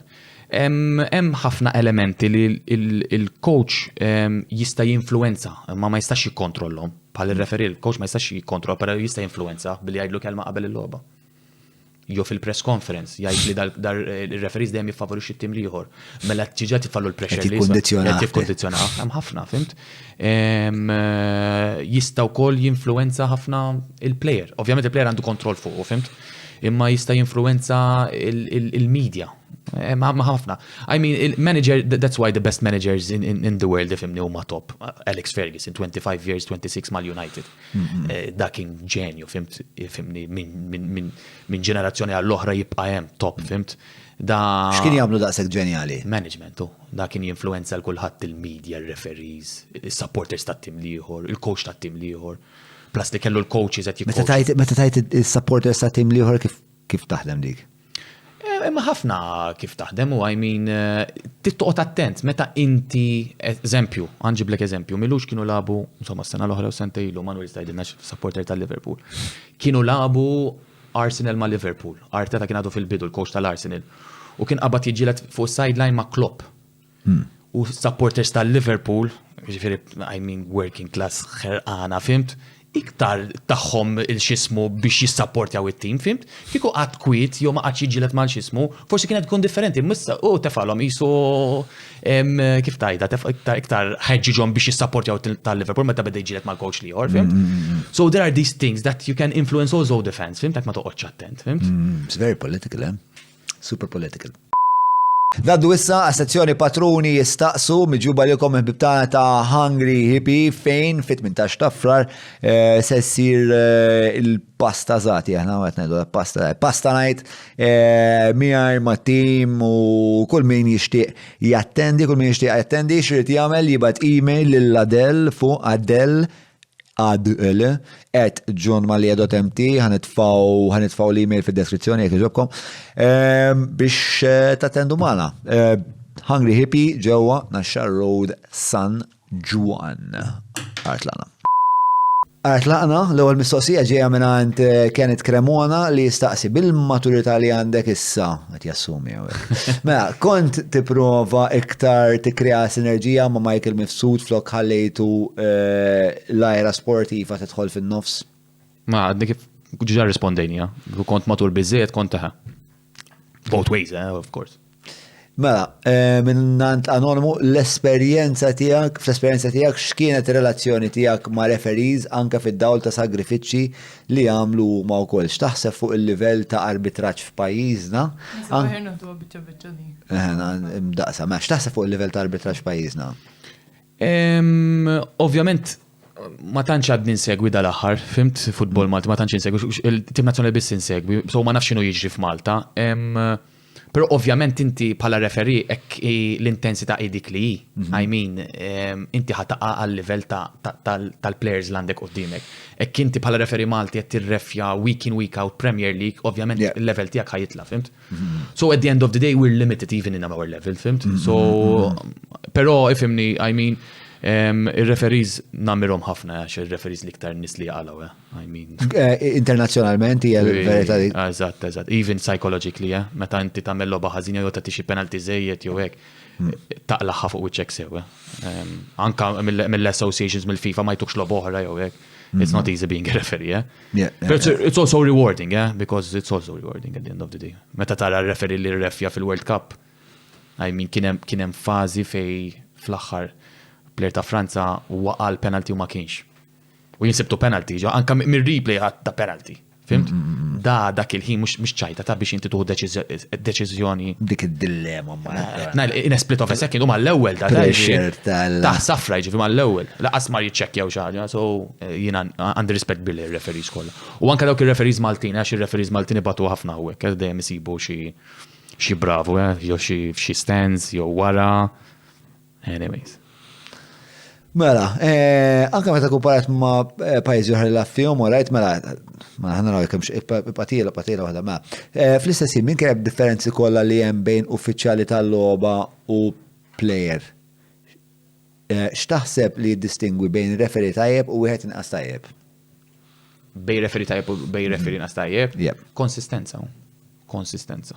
Kinti tara referi li l-lum għandu logħba tajba, kellu deċiżjoni tajba, mbagħad logħba oħra mhux daqshekk tajba. I mean, dik li nara differenti minn referi għal ieħor konsistenza. Meta tara referi li huwa konsistenti hemm always there, I mean, dik li jiddistingwixxi referi tajjeb bej ieħor. Ma, minħabba nuqqas ta' retention u l-luq tal-Akkademja ta' referees, dan xi mistoqsija fuq referees għawek. Minix referi. Mela, naraw jekux interessanti. Mela, minħabba nuqqas ta' retention u l-luq tal-Akkademja ta' referees u anka ċertu fissazzjoni fuq fitness training biskapitu għall-aspett tekniku, dan kollu qed iwassal għal nuqqas ta' referees. Fid-dawl ta' dan kollu x'taħseb li għandu jinbidel f'dan id-dipartiment u fl-MFA? Ma nafx, minix qed insegwi x'inhu jiġri mill-naħa tar-referees u x'għamlu l-MFA dwar referees, imma ekku minnu ma sibx li hu tajjeb huwa ir-referees huwa element importanti ħafna fil-logħba ta' pajjiżna, fimt?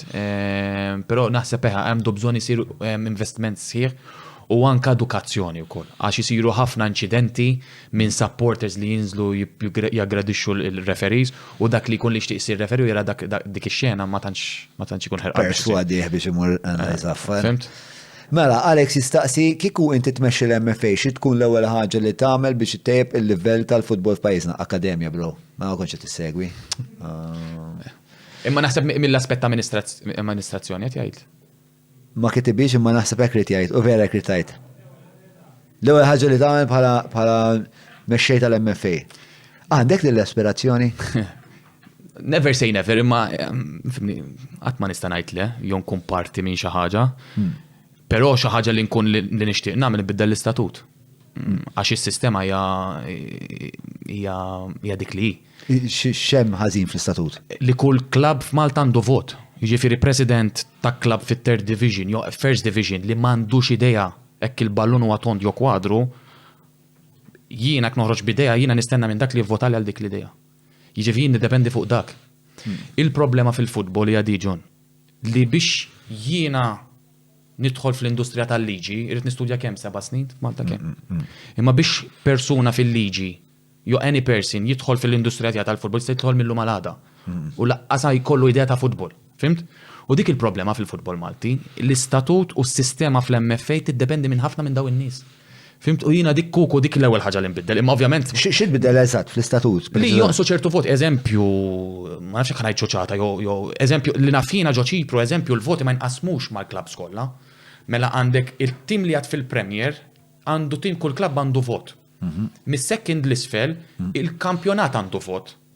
So m'għandekx bħal Malta għandekx ma nafx kemm il-vot u l-voti ta' Malta mhux il-klabbs biss għandek daw tal-Swan League minn għalija għandhom associations oħra daw kollha għandhom il-vot. Għaxiex tal-Swan League? Swan League Swan League u daw kull rispett li Swan League x'Madonna? Nkun jisu lig iżgħar League. Meċeru, da meċeru juhdu pjaċir morru nar taħattu qabel bat morru l-kazini, insomma, something nice, tajt li għandhom imma daw għandhom il-voti ġifiri biex jagħtu l-opinjoni tagħhom il-viżjoni għal-futbol Malti, for me no chance, in my opinion. Ġifiri jiena niġi fil-sit tal-MFA, jiena niddependi minn daw in-nies kollha, which is at the end of the day, ħaqgħod neħli l-ħin jiena. Fimt? So, imma biex biddel dak huma stess irdu jvotawlek, so forget it. Jew trid xi revoluzzjoni dittatorjali. Eżatt. Nitlu bit-tankijiet ta' qali. Ġifieri kieku dik tbiddel li jieħdu aktar id-deċiżjonijiet in-nies li huma. Eżatt, minn flok ikollok jiena aktar minn 60 vot imxandra mal-klabs, ikollok inqasu. Imma daw il-voti xi rwol għandhom? Sa fejna fina ifimni l-ewwel ma nafx jekk tittaddiċ tgħaddi mill-eżekuttiv sa fejna fina mbagħad tgħaddi il-kunsill fejn jkun hemm il-voti. Sal-eżekuttiv ukoll magħmul minn persuni li jaħdmu fil-klabs, fimt? Imma kif qed ngħidlek John, mhux kulħadd jifhem fil-logħba tal-futbol jew fejn il-futbol irid imur, mhux kulħadd. Ftitu man nistoddhom fuq subajk, immaġina Malta għandek iktar minn 50 klabb u daw taf kif ikunu l-presidenti b'kull rispett lejhom, ta' jiġifieri joħorġu flus minn butom. Imma jien ma nistax nifhem ikollhom imħabba ma forsi mhux it-taħriġ u jiena toġobni l-politika ma mhux semmur jien fuq televixin nitkellem fuq il-politika, min jien biex immur nitkellem fuq il-politika qas nifhem. Aħseb wara dak ħajġi jgħid li fejn irid imur il-futbol ma. Kemm jgħidu ħafna iktar nies din il-ħaġa u forsi nevitaw ħafna iktar ħasil. Jiġifieri kieku inti li tejjeb huwa li x'ammin qed jieħu deċiżjonijiet kollu naqra iktar esperjenza taħriġ. Pero irrid ngħidha, għajmin għax jiena kont wieħed minn dawk kontra l-MFA llum il-ġurnata l-MFA nbidlet ħafna. Għajmin taħt l-amministrazzjoni tiebet. Ħafna tiebet. Fi żmien it was a lost case. Illum tiebet ħafna. Hemm strateġija jiġifieri jekk tidħol fuq il-website tal-MFA tara l-istrateġija. Għajmin ġiġa bdejna. L-istrateġija qed tiġi implementata? Ija bil-mod mela. Ok, forsi ċertu affarijiet slowly, ovvjament, ma ċertu affarijiet all-right. U l-imparti tal-istrateġija kienu l-iktar importanti taħseb? L-ewwel wieħed fl-opinjoni tiegħi huwa kien hemm waħda ma nafx kemm qed tirnexxi li jippruvaw jgħinu l-plejers jmorru jilagħbu barra. Also ħajamlu sport science complex qed jibnu post fi training grounds fej ħajkun hemm ukoll sport science lab minn ixsejjer żball. Hemm ħafna aspetti wkoll fil-grassroots, inbidlu wkoll it-training grounds, minn għalija fil-pjan li ħajamlu xi stadium żgħir ukoll. So hemm ħafna elementi tajbin. Imma dik li hemm strateġija u viżjoni ġiġa ħafna. Għax qabel aħna konna bla viżjoni, laqqasna fejn irdu mmorru, llum il-ġurnata hemm viżjoni. U kif jgħidu l-Ġappuniżi, aħna rek ngħidix tajba John, viżjoni mingħajr azzjoni hija nightmare. Fimt? Vision without direction is a nightmare. Popo! The Popo is here! Hello, Popo! Hello, Popo, come. Kam Popo? Ma, vision without action is a daydream. Skont din il-verżjoni. Popo. I missed you, Popo. Action without vision is a nightmare. I missed you, Bobo. Kif inti, Bobo? You came for the party? Yes. Did you make the cake? Yes. You did make the cake? Yes. Ma ġibna cake law, eh? Get the cake. That's the cake. Madonna xandi bija, bro. Mandekx idea. Problem ikbar. Mela, Julian jistaqsi, taħseb li il-futbol sar wis ikkummerċjalizzat, taħseb li flejes fil-pagi u transfers huma eżaġerati? F'Malta, ma? Le, nasbetajt internazzjonalment, jara kbiri ħordak. Internazzjonalment? Meta tara daw transfers ta' bdejt l-ewwel Neymar, transfer ta' 190 miljun, 200 miljun, biex ta' meta tara daw iċ-ċifri, taħseb li huma eżaġerati, Iva. Overrated. Għajmi mux bħala player ta' don't get me wrong imma il-pagi ħafna overrated. U anka meta konna nilabu aħna fl-Europa li kutila per eżempju aħna konna nilabna mal-Marseille ġewwa Marseille tan jom 3. Saħna l-budget tagħna kien forsi xi 5 million. Meta tajt aħna minn konna? Apollon. Okay. Bej il-pagi tal-players, bej il-pagi tagħhom ma nafx kemm il-miljon kien. U erbaħna tlita b'xej ġo darhom stess, issa daw players kbar kienu, fimt? U għek najt li l-futbol vera overrated in general, fimt? Pala pagi, pala flus. Ma that's the market. U jeżistu anomali fej għandek players li għax ma kellhom chances, speċa mhux għax l-skill tagħhom ma twassalhomx ta' ċertu livell, imma għax ma kellhomx l-opportunitajiet għadhom jaqilgħu pagi inqas minn players oħrajn li għalaw pagi kbar ma m'għandhomx l-istess skill. Dak huwa l-fenomenu tal-futbol, u meta tara Harry Maguire b'kull rispett, 100 miljun da xtrawh, I mean, mbagħad Baresi dak iż-żmien. Il-fenomenu tal-futbol hemm ħafna players fil-futbol madwar id-dinja li huma ħafna ta' livell tajjeb. Imma for a certain reason ma jaslux ċertu. Xi waqqafhom milli jaslu? ċertu, ifimni, ekk inti titwilet jinna f'Malta u ma titwilet l-Ingilterra hemm differenza kbira. Kieku Harry Maguire twilet Malta m'għandux ċans laqas Premier League la eżempju. Fimt l-opinjoni tiegħek? Thank you. Dik għamlitu ida. Għamlitu id. Dik kienet taf li ħanamlu party l-lejla u huwa intefaw jaħmu cake, bro. Tist ma donna xi problemi għandi, bro. It's over for me. Kisu tijak. Ġifiri, tħoss li jem din id-disparita u tħoss li jem u koll players madwar id-dinja li għet jaqelaw wis flus u jem players oħrajn li għax ma kellhom xi ċirkostanzi favorihom qed jaqelaw ftit wis jew ma kellhomx l-opportunità li qas jilabu f'livell li jixraqilhom. Eżatt. All right, mela, Adrian nistaqsi tixtieq tkun coach ta' nazzjonal? Ija, mhux issamma. Għajmin ussa diffiċli, ovvjament għadni nibda, imma fil-futur waħda mill-ħolma tiegħi li nikkoċja tim nazzjonali Malti. Inċi 36 u għandek. Eżatt. Għalek xkejken, ma David Grek li u għaw bro lejla ħandaw ekna għadġobon bro. Ma David Grek huwa wieħed mill-Patreons tagħna u ġab dal-ġobon mill-għand il-Vinian Capricci ta' Abram li dajja f'xinu jagħmel fuq assolutament fucking kollox. U da xorb fih, fakkarni. Għandu tal-grappa ħambelħek lejla. Mela, David Grek, apparti prof di ġobon vera tajb, jistaqsi mistoqsijiet tajbin ukoll. Taħseb li l-kunċett ta' Malta li hawn tim ta' kull raħal fejn għawdex issib u għaw ċiġifiri dejjem tal-interess di l-sfumatura u ġvija. Fejn għawdex issib 3 timiet ġorabat bel ta' 7,000 ruħ, jew timiet Malta ġorħura ta' 2,500 ruħ, iżomna l-ura mill-li nkunu kompetittivi fil-qasam barra minn xtutna, dan speċjalment ukoll fejn issib nurseries żgħar ħafna, x'taħseb? Naqbel ħafna u għawis clubs dal-pajis, min kull raħal għandu club.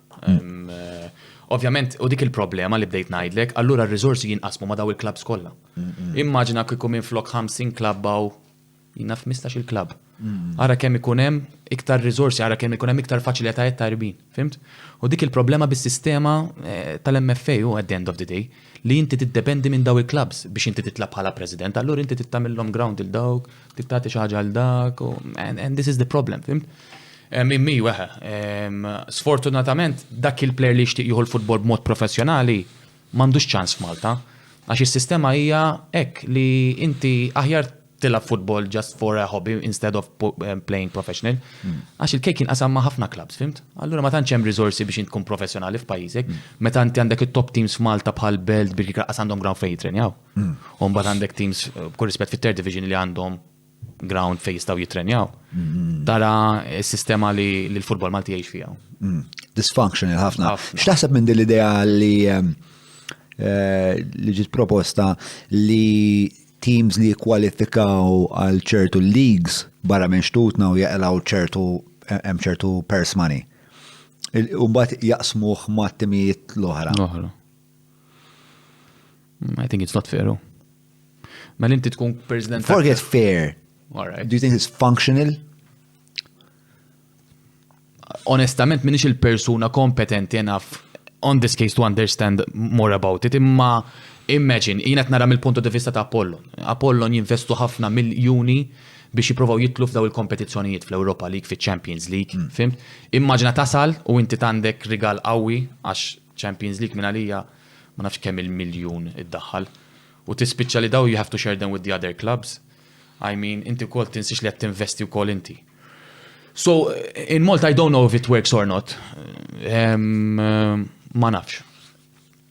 Però l-ewwel fl-opinjoni tiegħi f'Malta ħjar jaħsbu kif l-ewwel ħajkreaw struttura professjonali il-klabs milli qogħdu jaħsbu biex jitlu fl-Ewropa League u daw. Għax alright rajna l-Ħamrun li kważi daħlu, imma it's not sustainable the way kif qed jaħdmu qogħdu jġibu l-barranin minn hemm fimt. Inti l-ewwel you have to create a professional structure with the academy u hekk biex ittik ċertu sostenibilità biex forsi hekk jirnexxielhom il-Ħamrun darba fillu. Umbat l-oħrajn, umbat il-President ta' bizlox he reached his target, umbat jibqa' mal-klab. No, tani. Da li bżon toħloq sistema li qed toħloq legat sostenibbli li jista' jibqa' jidwi tul il-ġenerazzjonijiet. Mela bro, believe it or not, wasalna l-aħħar mistoqsija. Daw hawnhekk għandhom ġieħ qed tara dak il-ġuħ kollu hemmhekk li hemm barra qed tara. Mela. Il-mistoqsija minn David Schwireb, dik il-best friend tiegħi meta konna skola, leġġenda żgħir. L-idolu tiegħek fil-futbol minn kien? Jew minnu? Meta kont żgħir ġifieri? Meta kont żgħir minn kien? Francesco Totti għax jiena supporter tar-Roma. Imma llum il-ġurnata l-idolu fil-futbol. Ifimni, fil-coaching hemm ħafna coaches li nammira ħafna u bħal Pep Guardiola, ifimni Mourinho, Klopp, I mean daw dejjem tista' toħroġ tara l-aħjar tagħhom, fimt? Imma kelli nażel u għalli fil-futbol jina fil-ħajja ommi u missiru ma l-idoli tijaj, għax min huma tawni l-imħabba, tawni l-edukazzjoni, tawni l-valuri, l-prinċipi, u bis-saħħa tagħhom għadni ngħix daw il-prinċipi u l-valuri li forsi nipprova nilħaq l-an tiegħi f'ħajti, dik li nilħaq il-potenzjal tiegħi, x-propjoni tiegħi, il-karriera tiegħi qatt ma tatni dik il-fulfillment li ħaqt il-potenzjal tiegħi u forsi fil-coaching jittiju. So, yes. Perswas li huma gburin ħafna big bro. Ħassasik mistoqsija tal-aħħarin, inti għalfej Patreon? Għax nemmen f'dal proġett. Ovvjament jiena meta kont barra kont inħobb nara l-television Malti għax dejjem rid nara x'inhu jiġri f'pajjiżi. Daw l-aħħar snin ħassni li m'hemmx stazzjon li nista' niġbed lejh. U inti tajtna din l-opportunità, speċjalment dawk in-nies li jgħixu barra, fimt? U ma nistix ngħid fuq fil-għodu meta nqom nix għall-YouTube nisma' lilek titkellem, fimt? Ġil daħħani tifqani bid-daħ. Imma nitgħallem ħafna u and you give a sense of belonging to the community, which is something I really like, fimt? U dik inħobb ħafna jiena, jiġifieri llum m'għadniex nara television Malti. U nara lilek ġwan. Andrea Schembri, absolute fucking legend. Din l-intervista kienet wieħed mill-onuri tal-karriera tiegħi, nirringrazzjak. Grazzi lilek ġwan. Patreon.com/ġomallija. Tlaqna nixorbu, niklu, niċċelebraw. Saħħiet, il-mulej magħkom. Thank you.